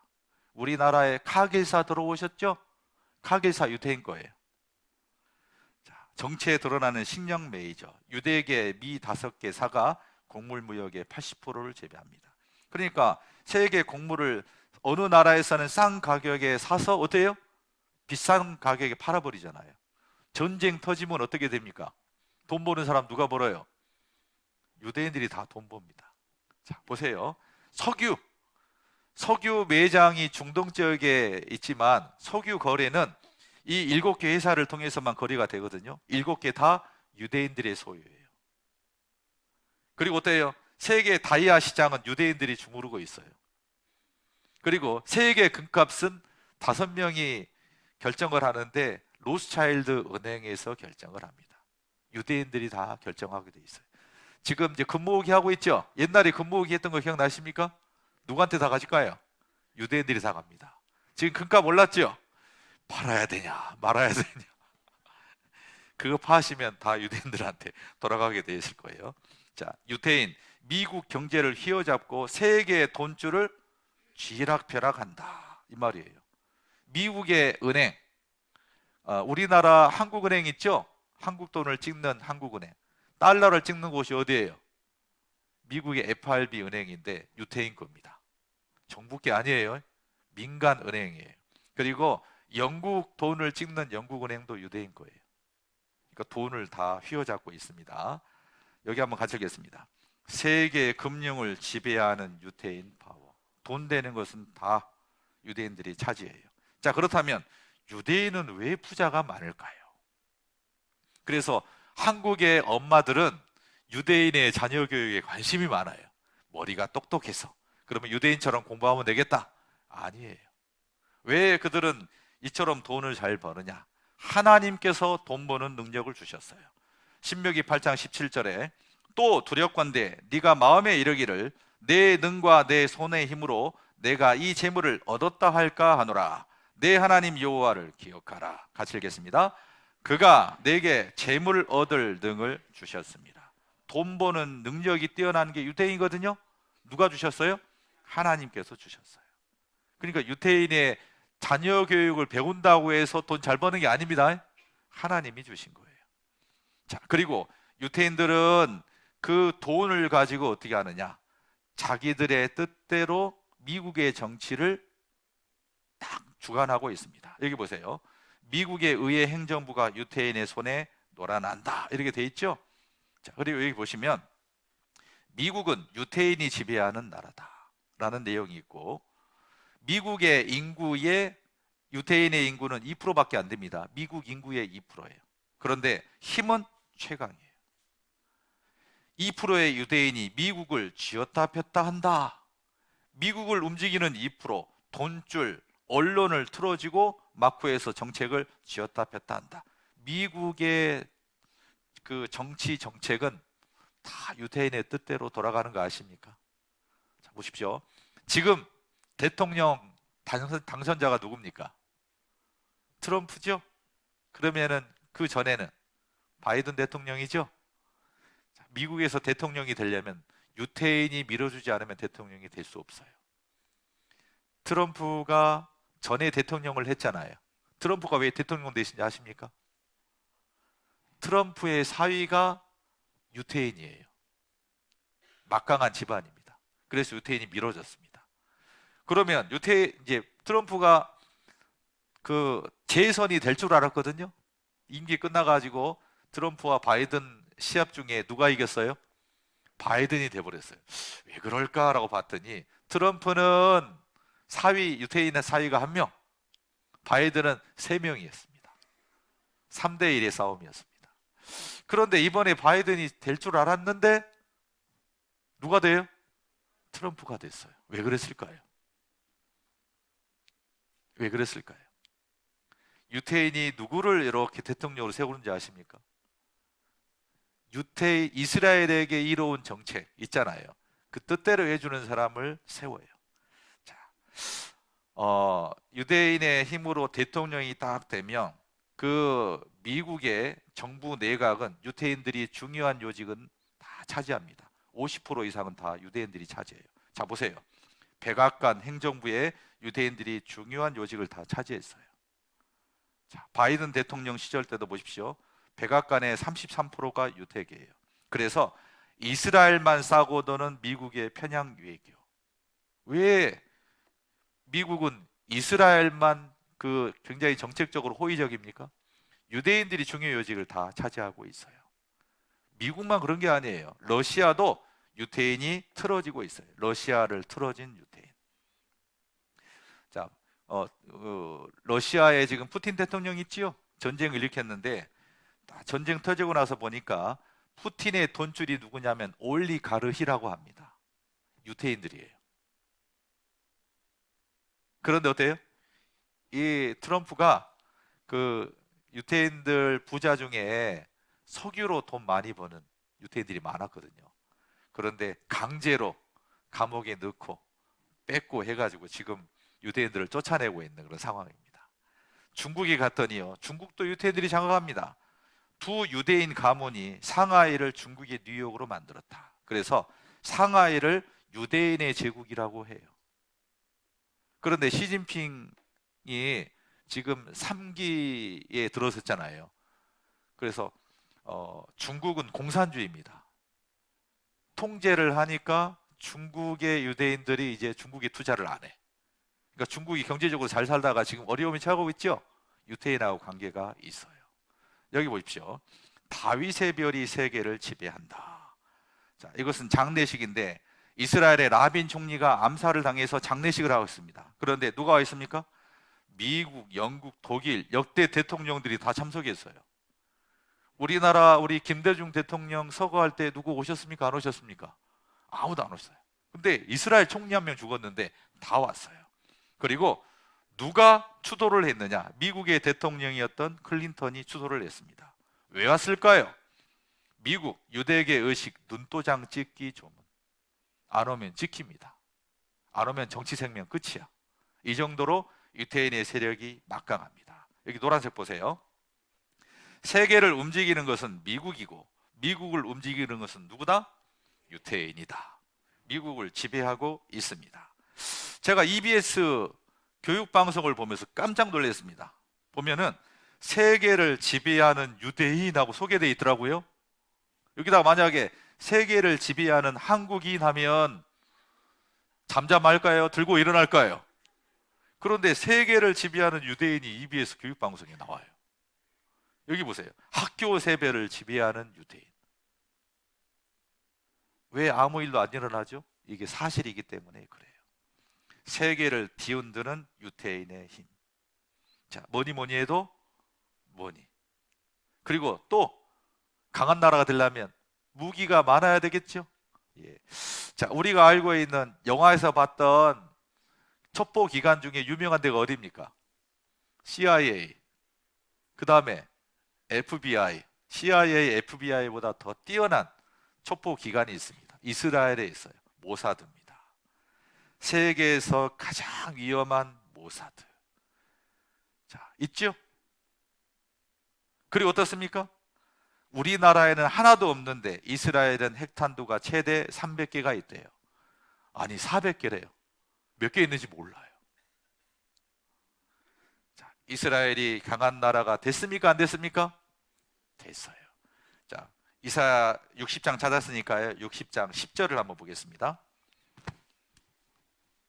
자, 이 2700년 전에 이스라엘에 대한 예언의 말씀이 정말 무서운 말씀이 많아요. 10절. 내가 노하여 너 이스라엘을 쳤으나 이제는 나의 은혜로 너 이스라엘을 긍휼히 여겼은즉 이방인들이 내 성벽을 쌓을 것이요 그 왕들이 너를 봉사할 것이며. 이게 무슨 말입니까? 예, 전에는 불순종해서 전 세계 흩어버렸죠. 이제는 독립했죠. 강한 나라가 됐죠. 그러니까 누가 성벽을 세워주고 누가 봉사를 해준다고요? 이방인의 왕들이 그렇게 해준대요. 잘 보십시오. 왜 미국이 이스라엘을 감싸고 돌까요? 오바마 대통령 때 뭐라고 합니까? 이스라엘 보호는 미국의 신성한 의무입니다 하고 있거든요. 그리고 바이든 대통령 시절 때 이스라엘과 하마스의 전쟁이 있었죠. 그때 어때요? 미국의 그 외무장관을 통해서 뭐라고 합니까? 미국은 항상 이스라엘 편입니다. 걱정이 되는가? 직접 왔어요. 바이든이 미국은 이스라엘 편 모든 지원을 약속하겠다 이렇게 했습니다. 과거 미국에서 대통령을 하려면 대통령 후보 시절에 어디에 가서 연설을 하냐면 에이펙이라는 곳에 가서 연설을 합니다. 그 에이펙이 유태인 거예요. 자, 거기에서 트럼프가 대통령 되기 전에 후보 시절에 에이펙에 가서 뭐라고 합니까? 오늘 저는 이스라엘의 진정한 친구이자 서포터로 이 자리에 서 있습니다. 여기 있는 분들을 사랑하고 저는 이스라엘을 사랑합니다. 중동에 존재하는 단 하나의 민주국가 이스라엘입니다. 이렇게 했거든요. 그래서 나를 대통령으로 뽑아주면 내가 예루살렘을 이스라엘의 수도로 만들겠습니다. 이렇게 약속을 했어요. 그런데 역대 미국의 대통령들이 후보 시절에 에이펙에 가서 공약했던 게 뭐냐면 예루살렘을 이스라엘의 수도로 해주겠다라는 약속을 했는데 다 지키질 않았어요. 그런데 트럼프는 그 약속을 지켰어요. 기억나십니까? 얼마 전에 이런 일이 있습니다. 자, 보세요. 자, 그래서 깜짝 놀랄 선언을 했잖아요. 예루살렘은 이스라엘의 수도입니다. 현실을 인정하는 것 그 이상도 이하도 아닙니다. 해야 할 옳은 일입니다. 공약을 지켰습니다. 그때 어때요? 이스라엘의 네타냐후 총리가 정말 영광스러운 날입니다. 이 순간을 기억하십시오. 이것은 역사입니다. 했죠? 성경을 보면 다윗 시대 때 예루살렘을 이스라엘의 수도로 정했거든요. 그러니까 이스라엘 역사를 보면 예루살렘이 이스라엘의 수도였어요. 그런데 어때요? 1900년 동안 전 세계에 흩어졌다가 이스라엘이 독립해서 돌아왔는데 중요한 것은 땅은 그들이 차지했지만 예루살렘은 차지하지 못했습니다. 이 예루살렘은요, 기독교, 천주교, 이슬람교 성지가 있는 곳이에요. 그러니까 이것을 이스라엘로 인정해버리면 아랍 국가들이, 알라신을 믿는 아랍 국가들이 가만히 있습니까? 가만 안 있어요. 그러니까 유엔에서는 뭐냐면 예루살렘은 이스라엘 것도 아니고 그리고 아랍인들 것도 아니고 국제 도시다 이렇게 해놨어요. 그래서 이제 공식적으로는 이스라엘의 수도가 예루살렘이 아니었습니다. 그런데 트럼프가 폭탄 발언을 했습니다. 그래서 아랍인들이 들고 일어났어요. 트럼프가 지옥문을 건드렸다. 민중봉기 일어났습니다. 그리고 나서 이제 이스라엘이 트럼프에게 뭘 부탁합니까? 제3성전을 재건해 달라고 요청을 했습니다. 자, 보십시오. 그리고 성전 코인을 만들었어요. 여기에 이제 트럼프 그림 있죠? 그 앞에 누구냐면 고레스라는 왕이에요. 여러분들 성경에 고레스라는 왕이 에스라 성경에 등장합니다. 자, 그때 어때요?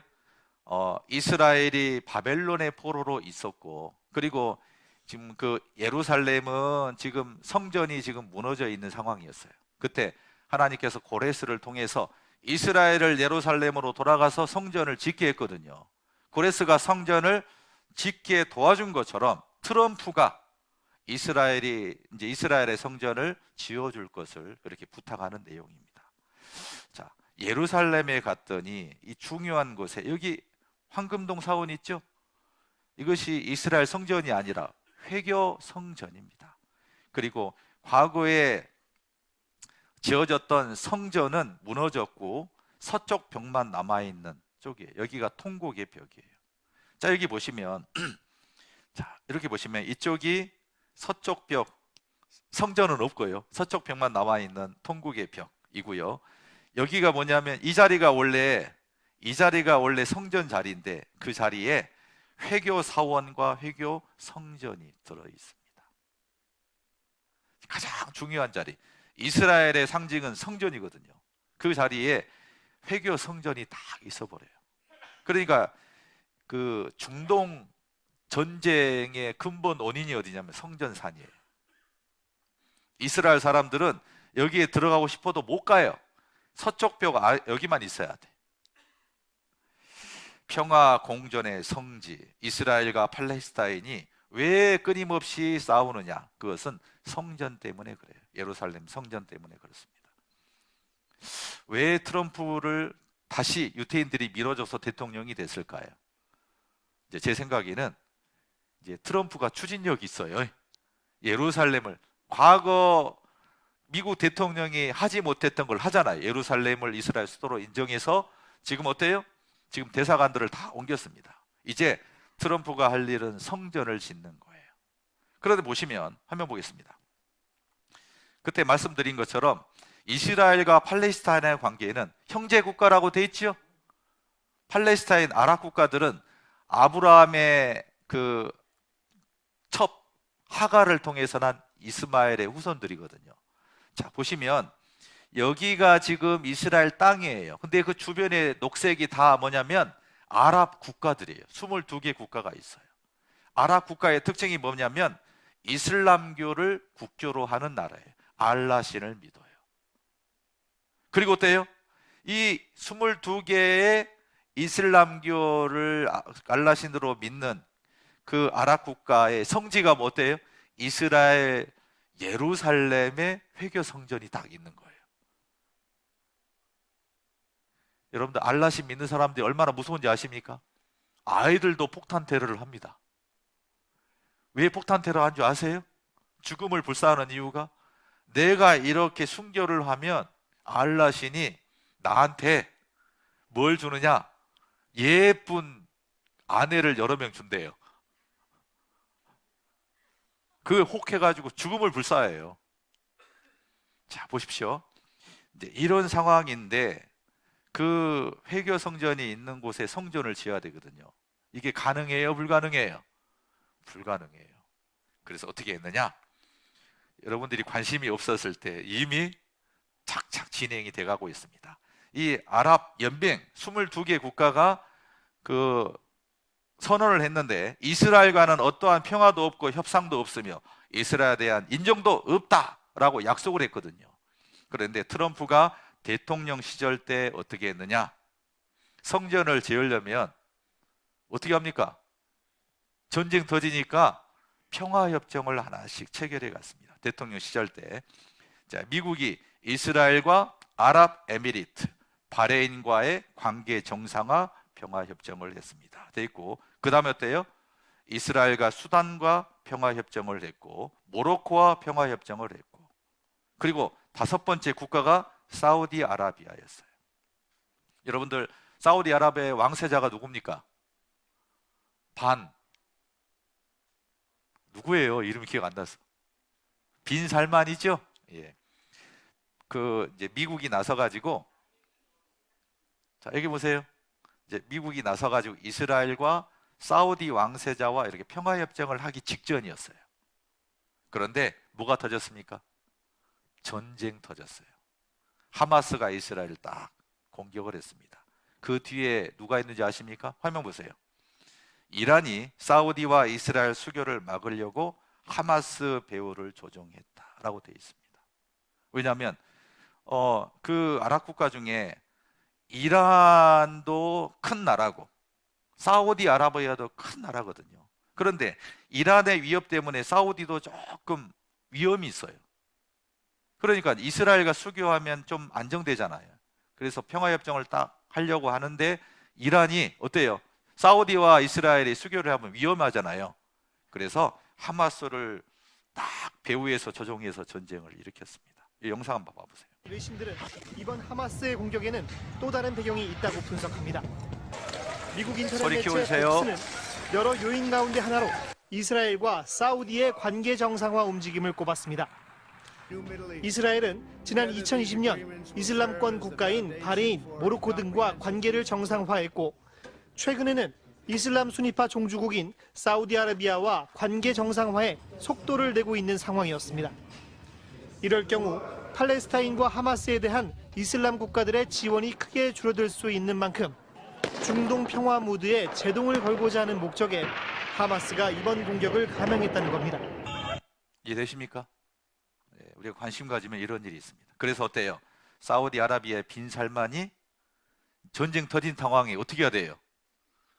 아랍 연맹들이 결의한 게 있잖아요. 이스라엘과 수교 안 하겠다고. 그래서 우리는 팔레스타인 편에 설 것이다 라고 돌아섰습니다. 이제 트럼프가 다시 대통령이 되면서 아랍 국가들하고 평화협정을 아마 진행할 거예요. 관심을 갖고 보세요. 그리고 제3성전을 짓는 것을 트럼프를 통해서 이스라엘은 이뤄갈 겁니다. 자, 보십시오. 성경에 이스라엘 역사에 대해서 예언이 되어 있죠. 환란을 당하다가 회복될 것이다. 그 예언대로 성취됐습니까? 그대로 이루어졌습니까? 그럼 어때요? 성경은 사실입니까? 아닙니까? 사실이잖아요. 하나님 계셔요? 안 계셔요? 계시잖아요. 역사는 거짓말을 못해요. 하나님의 택한 백성 이스라엘, 그들을 보니 하나님이 살아계신 게 분명합니다. 자, 여기요, 제가 또 조름깃이라고 하나 보여드리려합니다.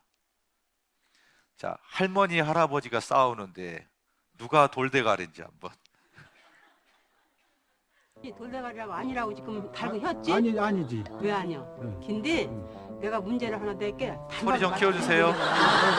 배차 예. 50폭에다가 예. 배차 75폭을 더하기 하면은 몇 폭이요? 50폭에다가 75폭이? 75개. 75?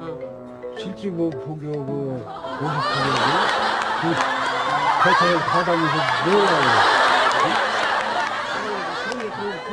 그런데 진짜가 그렇게 많이 다니는 사람이 그게 돌려가야지. 그게 식구는 적은데 맞아 그게? 내가 생각할 때는? 식구가 20명 되는 아니 절대로 왜 아니. 아니야 이게. 누가 돌대가리? 예. 자, 여기 한번 잠깐 보겠습니다. 마태복음 24장 3절인데요. 여기 자, 읽어드릴게요. 예수께서 감람산 위에 앉으셨을 때 제자들이 종령이 와서 가로되 우리에게 이르소서 어느 때 이런 일이 있겠사오며, 같이 읽겠습니다. 또 주의 임하심과 세상 끝에는 무슨 징조가 있사오리까. 이제 우리 시대 때 일어날 일을 한번 배우겠습니다. 성경에는 인간의 과거 역사, 현재 역사, 미래 역사가 기록되어 있다고 했죠. 지금 우리 시대 때 일어날 일을 예수님이 살아계실 때 미리 말씀해 주셨어요. 주의 임하심, 그리고 세상 끝에 무슨 징조가 있습니까? 여러분들 징조가 있다는 것은 그 다음에 무슨 일이 일어나지 아시죠? 아침에 딱 눈을 떴는데 먹구름이 잔뜩 끼었습니다. 무슨 징조입니까? 뭐 준비해야 돼요? 우산 준비해야 돼요. 그래서 징조를 보면 우리는 미리 알고 준비할 수 있어요. 세상 끝에 일어날 징조. 요즘에 여러분들 뉴스를 보면 뉴스 보시면서 무슨 말씀하십니까? 즐거우십니까? 깜짝 놀라십니까? 아니면 혀를 자십니까? 아이고 말세다 말세. 뉴스 볼 때마다 그러시죠? 말세가 무슨 뜻이에요? 세상 끝이라는 말이에요. 우리가 매일 뉴스에 보고 있는 사건을 실은 예수님께서 살아계실 때 우리 시대 때 일어날 일을 미리 말씀하셨어요. 자, 그래서 세상 끝에 일어날 징조를 종합을 해보니까 세상 끝이 되면 거짓 그리스도가 등장하고 또 민족 간의 분쟁과 테러가 있을 것이고 세계 곳곳에 기근과 지진과 온역, 전염병이 있을 것이다. 그리고 불법이 성함으로 사랑이 식어질 것이다. 온 세계 복음이 전파되고 지구가 옷과 같이 낡아질 것이다. 그리고 이스라엘이 회복이 될 것이다 라고 되어 있어요. 여러분들 지금 이스라엘이 독립하고 회복이 돼서 강한 나라가 됐어요? 안 됐어요? 됐다는 말은 뭡니까? 지금이 세상 끝이다 이런 말이에요. 자, 마태복음 24장의 내용이 세상 끝, 예수님께서 재림하실 때 일어날 징조가 기록이 되어 있는데 이 마태복음은 예수님의 제자였던 마태가 기록을 했습니다. 지금부터 1900년 전에 기록을 한 거예요. 자, 보세요. 마태복음은 지금부터 이제 1900년 전에 이제 기록을 했는데요. 좀 감이 안 오시죠? 1900년 전이면 감이 와요, 안 와요? 안 오셔서 제가 감이 오게끔 한번 하려합니다. 자, 제가 가지고 있는 성경이 있습니다. 세로 성경인데요. 자, 몇 년도 성경입니까? 1956년도 성경이에요. 그러면 지금부터 몇 년 전? 69년 전 성경이에요. 그러면 69년 전 성경은 지금하고 같을까요? 다를까요? 자, 같은지 다른지 제가 한번 읽어드릴게요. 보세요. 자, 우리에게 이르소서 어느 때 이런 일이 있겠사오며 또 주의 임하심과 세상 끝에는 무슨 징조가 있사오리까? 같아요, 달라요? 같죠? 그 다음에 세상 끝 징조 중에요 이런 말씀이 있습니다. 예수께서 대답하여 가라사대 너희가 사람의 뭘 받지 않도록? 미혹을 받지 않도록 주의하라. 미혹한다 이 말은 뭐예요? 속인다, 혹한다 이런 내용이죠. 많은 사람이 내 이름으로 와서 이르되 나는 그리스도라 하여 많은 사람을 미혹케 하리라 라고 돼 있죠. 민족이 민족을, 나라가 나라를 대적하여 일어나겠고 처처의 기근과 지진이 있으리니 거짓 선지자가 많이 일어나 많은 사람을 미혹해 하겠으며 불법이 성함으로 많은 사람의 사랑이 식어지리라. 이 천국 복음이 모든 민족에게 증거되기 위하여 온 세상에 전파되리니 그제야 끝이 오리라. 지금 우리가 보는 성경하고 69년 전 성경하고 같아요, 달라요?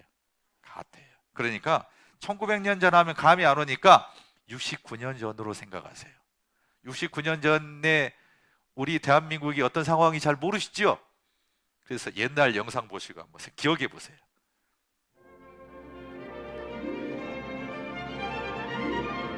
우리 어르신들은 기억이 새록새록 하실 것 같습니다.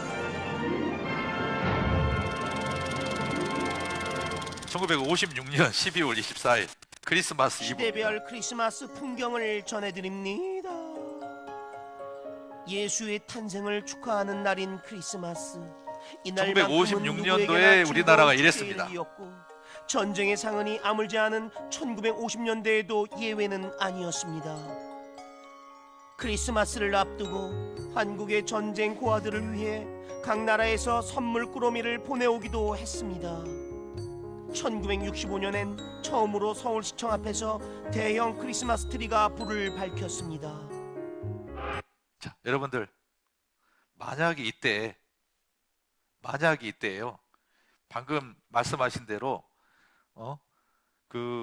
아까 69년 전이죠. 만약에 이때에 누군가 이런 세상 끝에 이런 일이 있을 것이다라고 했다면 사람들이 뭐라 할까요? 미친놈 그럴 거 아니에요. 맞죠? 그런데 69년이 아니에요. 1900년 전에 예수님께서 우리 시대 때 일어날 일을 말씀을 하고 계십니다. 하나씩 한번 볼게요. 자, 여기 보세요. 예수께서 대답하여 가라사대 너희가 사람의 미혹을 받지 않도록 주의하라. 많은 사람이 내 이름으로 와서 이르되, 적은 사람이 아니죠, 많은 사람이 나는 그리스도라 하여 많은 사람을 미혹케 하리라. 예수님께서 다시 오신다고 했거든요. 재림하신다고 돼 있어요. 그런데 예수님이 오시기 전에 가짜 예수가 등장한대요. 한국에 하나님이 20명, 재림 예수가 50명이나 된대요. 자칭 한국의 재림주들이랍니다. 자, 얼마 전에 넷플릭스에서 어때요? 나는 신이다라는 프로를 했죠. 여기 보니까 이제 가짜 재림 예수들이 있어요. 나는 신이다에 이은 실제 폭로, 전명석, 이만희 등 자칭 10만 몇 명? 200여 명. 이만희 씨가 누구예요? 신천지 교주입니다. 이 사람은 하나님이래요. 하나님 왕권치기시. 이 사람은 어때요? 자기가 어머니 하나님이래요. 하나님의 교회 장길자.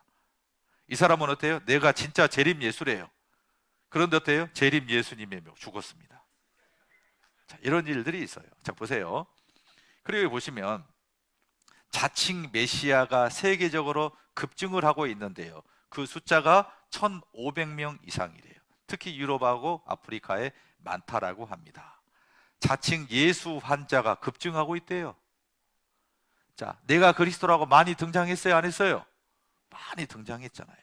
자, 그리고 우리가 매일 뉴스에서 보는 게 어떻습니까? 전쟁, 테러 이런 걸 보죠.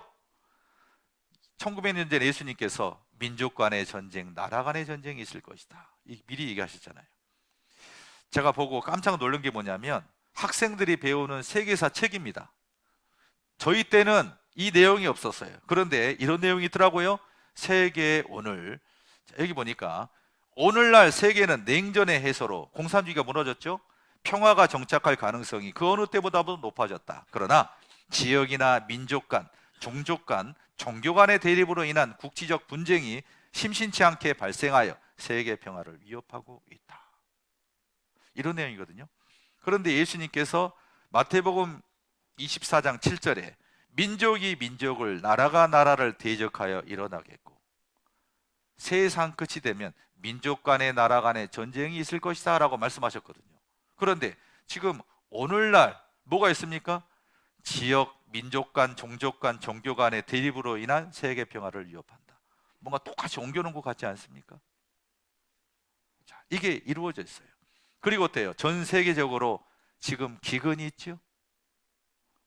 그리고 지진이 있죠. 얼마 전에 일본에 지진이 있었죠.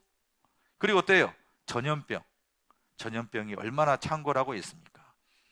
성경에 처처의 기근과 지진이 있을 것이다. 기근과 지진이 과거도 있었지만 처처란 말은 세계 동시다발적으로 큰 지진, 기근, 원역이 있을 것이다, 이런 내용이에요. 다른 거 말고, 자, 여기 전염병을 한번 보내려고 합니다. 여기 보세요. 누가복음에 보면 처처의 큰 지진과 기근과 원역이 있을 것이다 라고 되어 있는데 전염병 사신이 지구촌을 위협하고 있습니다. 세계에 유행하는 전염병 지도예요. 지금 지구온난화로 옛날에 사라졌던 전염병들이 다시 지금 나타나고 있죠. 자, 얼마 전에 어때요? 코로나 시대 있죠. 코로나 팬데믹이 뭡니까? 대유행이에요. 역대 전염병 중에 세계적으로 대유행하는 전염병은 없었어요. 그런데 코로나가 왔죠. 그리고 나서 지금 어떻습니까? 중국발 이 감염병이 급속도로 확산돼서 전 세계가 초비상이다. 뭐예요? 독감. 4주 지났는데 14배가 늘었대요. A형 독감. 전염이 많이 되죠. 그래서 폐렴이 와서 돌아가신 분들이 많다라고 되어 있습니다. 기절을 해버렸어요. 독감 걸려가지고. 걸렸는데 치료했거든요. 또 걸렸어요. 그래서 이런 경우들이 좀 드물대요. 그리고 어떻습니까? 독감으로 돌아가신 분들이 많이 생겼어요. 어르신들이. 그래서 화장을 하려고 했는데 예약이 꽉 차버렸대요. 독감이 팬데믹 수준이다. 지금이라도 예방접종을 해야 된다. 지금 계속 전염병들이 동시에 나타나고 있습니다. 위험한 시대예요. 자, 그리고 다른 것 말고 이걸 한번 보려고 합니다. 히브리서 1장 10절에 또 주여 태초에 주께서 땅에 기초를 두셨으며 하늘도 주의 손으로 지으신 바라. 그것들은 멸망할 것이나 오직 주는 영전할 것이요 그것들은 다 옷과 같이 낡아지리니 의복처럼 갈아입을 것이요 그것들이 옷과 같이 변할 것이나 주는 여전하여 연대가 다함이 없으리라. 하나님께서 땅을 만드시고 하늘도 만드셨죠. 그런데 우리가 살고 있는 하늘과 땅은 영원하지 않아요. 그것은 어떻게 됩니까? 그것들은 멸망할 것이래요. 그것들이 옷과 같이 낡아지고 옷과 같이 변할 것이래요. 여러분들 옷을 오랫동안 입으면 색깔이 어떻게 됩니까? 변하지요. 또 오래 입으면 어떻게 돼요? 구멍 나요? 안 나요? 구멍 나잖아요. 그러니까 옛날에 막 무릎 기워서 양말 꼬매서 했지 않습니까? 마치 그처럼 우리가 살고 있는 하늘과 땅이 옷과 같이 낡아진대요. 그리고 멸망한대요. 자, 보십시오. 작년이 어땠습니까? 2023년에 역대 가장 뜨거운 해라고 돼 있잖아요. 그런데 작년은 어때요? 가장 더 뜨거운 해예요. 올해는 어떨 것 같아요? 더 뜨겁다고 합니다. 왜 이런지 아십니까? 이 모든 것이 지구가 뜨거워지고 있기 때문에 그래요. 지구가 왜 뜨거워질까요? 하늘에 구멍이 뚫렸습니다. 지구를 보호했던 오존층이 구멍이 뚫려버렸어요. 그래서 어때요? 태양으로부터 오는 햇빛을 차단을 못해요. 그래서 이렇게 시원했던 지구가 점점 뜨거워집니다. 그것을 지구 온난화라고 그래요. 지금은 지구 열탕화라고 부른다고 합니다. 엄청 뜨거워졌어요. 그래서 얼마나 뜨거워진지 아십니까? 이 이상 뜨거워지면 안 된다. 지구 온도가 지금 몇 도냐면은 15도라고 합니다. 근데 문제는 뭡니까? 이 이상에서 1.5도 더 올라가 버리면 이제 지구는 회생이 불가능하대요. 그래서 각 나라 대표들이 모여서 1.5도 생존을 위해서 멈추자라는 기후 협약을 했습니다. 자, 우리 장성에는 없는데요. 여기 보니까 이런 것들이 있어요. 기후 위기 시기라는 게 있습니다. 4년하고 259일하고 이제 남았다 이런 내용이거든요. 이게 뭡니까? 1.5도 지구 온도가 1.5도 올라갈 때까지 4년 259일이 남았다 이 말이에요. 이것을 보면서 사람들이 경각심을 갖고 지구 온도를 낮추려면 어떻게 해야 돼요? 에너지 사용을 줄여야 돼요. 근데 사람들이 실은 관심이 없어요. 그런데 작년에 어떻습니까? 기후 목표가 1.5도인데 내년에 뚫릴 수도 있다. 지구가 너무 빨리 달궈진다. 그리고 이 작년 11월 달에 보니까 올해 역사상 가장 더운 해 또 경신. 지구 온도가 몇 도다? 1.54도 상승했다. 넘어가 버렸어요. 지구 온난화 이미 1.5도 넘었다. 10년 이내에 2도도 돌파할 예정이다. 이런 내용입니다. 여러분들 지금 미국에 뭐가 났죠? 불 났죠? 지금 LA에 난리 났죠? 진화가 안 돼요. 왜 불난지 아십니까? 지구 온난화 때문에 그래요. 이상기후 있죠? 어느 지역은 폭설, 어느 지역은 장마. 스페인에 어때요? 8시간 동안에 20개월 지피가 내려버렸잖아요. 왜 이상기후가 있는지 아십니까? 지구가 옷과 같이 낡아져서 그래요. 영상 한번 보시겠습니다. WMO 세계 기상기구가 공식적으로 지구의 평균 온도가 역대 최고를 기록하고 있으며 특히 기후 재앙을 막기 위한 마지노선인 1.5도를 웃돌고 있다고 밝혔는데요. 최근 우리나라의 이례적인 날씨 역시 우연은 아니라는 분석이 나왔습니다. 온난화의 마지노선이라는 1.5도는 어떤 의미일까요? 정혜윤 기자입니다. 관측사상 가장 더웠던 올해 봄. 우리나라는 펄펄 끓는 바다가 만든 이상고온으로 4월부터 30도 안팎의 여름 더위가 시작됐습니다. 이례적 한반도 날씨는 여기서 끝이 아니었습니다. 여름에 이어 가을까지 35도를 웃도는 폭염과 열대야가 장기화하며 역대급 수준을 기록했고 시간당 100mm의 물폭탄이 여름과 가을을 넘나드는 현상이 나타났습니다.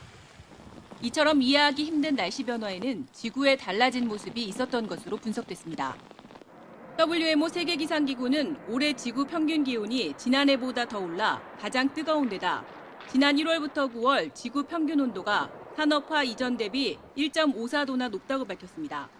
국제사회가 기후재앙을 막기 위해 지난 2015년 파리 기후변화 협약에서 설정한 기온 상승폭의 마지노선 1.5도가 깨진 겁니다. WMO는 일시적으로 1.5도를 넘었을 뿐 장기적인 목표 달성에 실패한 건 아니라고 강조했지만 지속적인 1.5도 경신 가능성은 무시할 수 없는 부분입니다. 기후적으로 1.5도가 넘어선 건 아니다. 한 해가 넘어설 수는 있을지라도 그럼에도 불구하고 올해가 전 세계적으로 작년도 기록을 또 갱신했다라고 하는 거는 기후 전문가들은 올해 한반도에 나타난 이례적 날씨는 시작일 뿐이라고 말합니다. 최근 지구 기온 상승에 비해 한반도 기온 상승폭은 더 크게 나타나고 있습니다. 1.5도 한계선에 진입하게 되면 곳곳에서 위험 기상이 나타나기 때문에 온난화로 인한 제도를 더 강화하는 것이죠. 올해 전 지구 기온 상승폭이 1.5도 이상 유지되고 있다면 전 세계는 물론 우리나라 이상기후도 우연은 아니라고 분석됩니다. 특히 WMO는 온실가스 농도가 지난해 기준 역대 최고 수준으로 산업화 이전 대비 1.5배 증가했으며 올해도 계속되고 있다고 밝혔습니다. 폭염과 호우의 원인이 된 해양 온난화 역시 지난해와 올해 최고 수준으로 앞으로도 계속될 것이고 최근 전지구 해수면 상승 속도도 과거 1990년대에 비해 2배 이상 빠르다고 진단했습니다. 매일매일 현실로 나타나는 기후위기. 하루라도 빨리 지구를 지키기 위한 행동이 절실합니다. 세계 기후학자들의 말에 의하면 지구의 상태는 말기암 환자 상태랍니다. 말기암이 온몸에 다 퍼져서 회생이 불가능한 상태래요.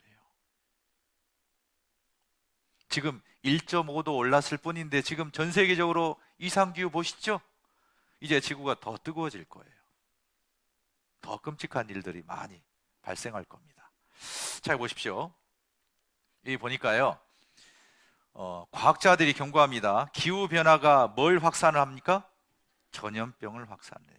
지구가 점점 뜨거울수록 전염병이 창궐하게 될 것입니다. 그리고 세계 곳곳이 사막화가 된다. 그리고 돼요? 기후변화로 사막화가 되니까 식량이 부족하지요? 식량 부족하니까 어떻게 합니까? 전쟁을 통해요. 먹을 게 없으니까 뺏어들 거 아니에요. 전쟁이 일어나게 될 거예요.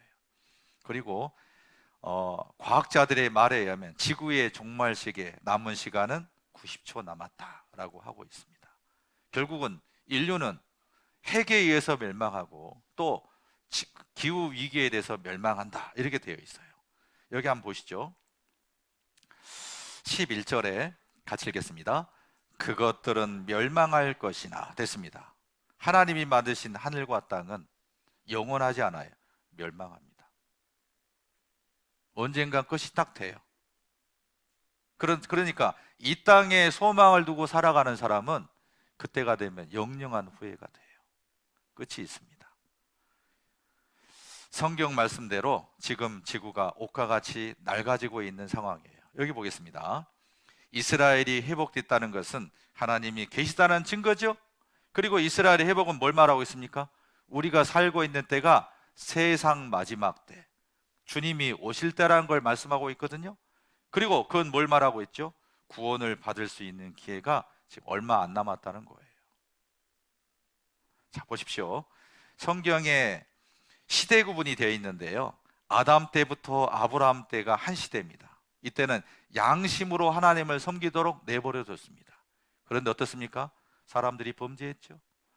아브라함을 통해서 이스라엘을 택했습니다. 그래서 순종하면 복을 주고 불순종하면 저주하신다고 했죠.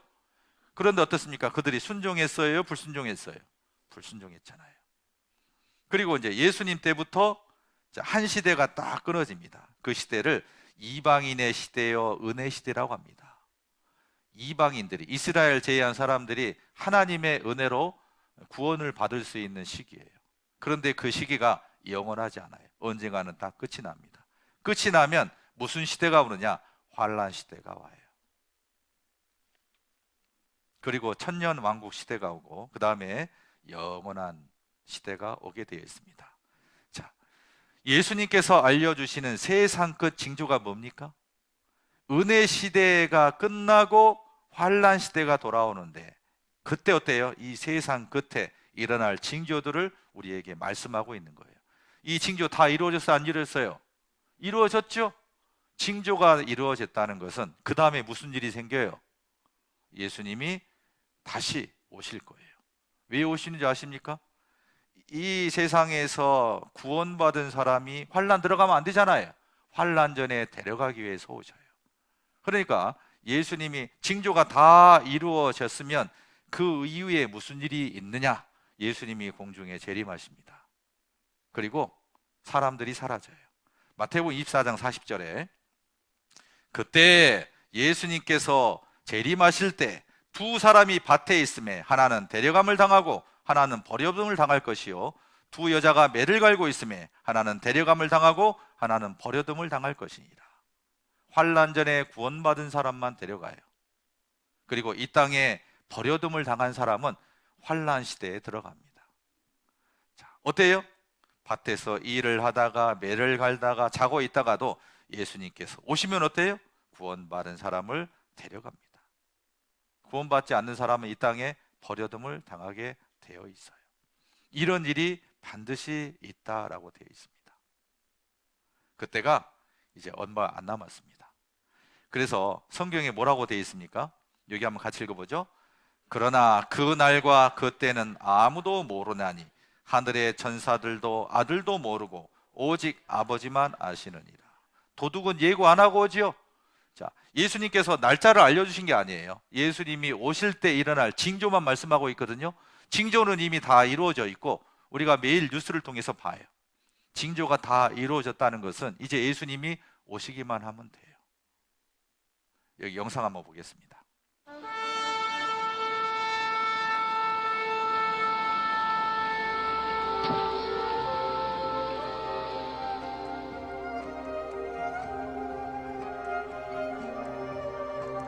평소와 똑같은 일상생활 중에 일어날 겁니다. 어떤 사람은 출근하다가,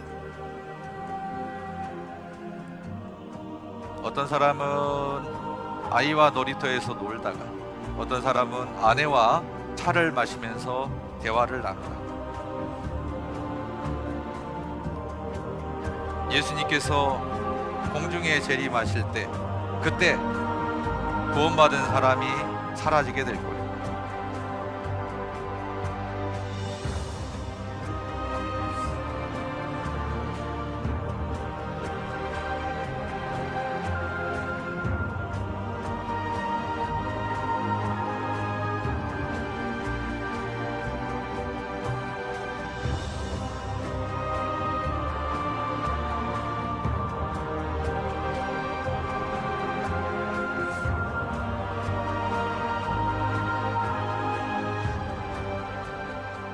때로는 말씀을 듣다가도 일어날 겁니다. 이 시간 말씀을 듣고 있을 때 예수님이 공중에 재림하시면 I want you to know, church, that Jesus Christ could come this month, or he might come next week, or he could even come.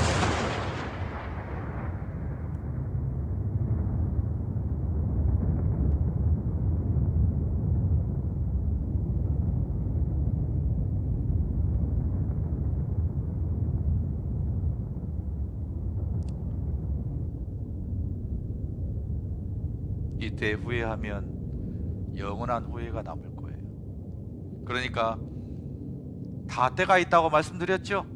하나님의 때가, 하나님이 계획하시는 기한이 끝나가고 있어요. 얼마 안 남았습니다.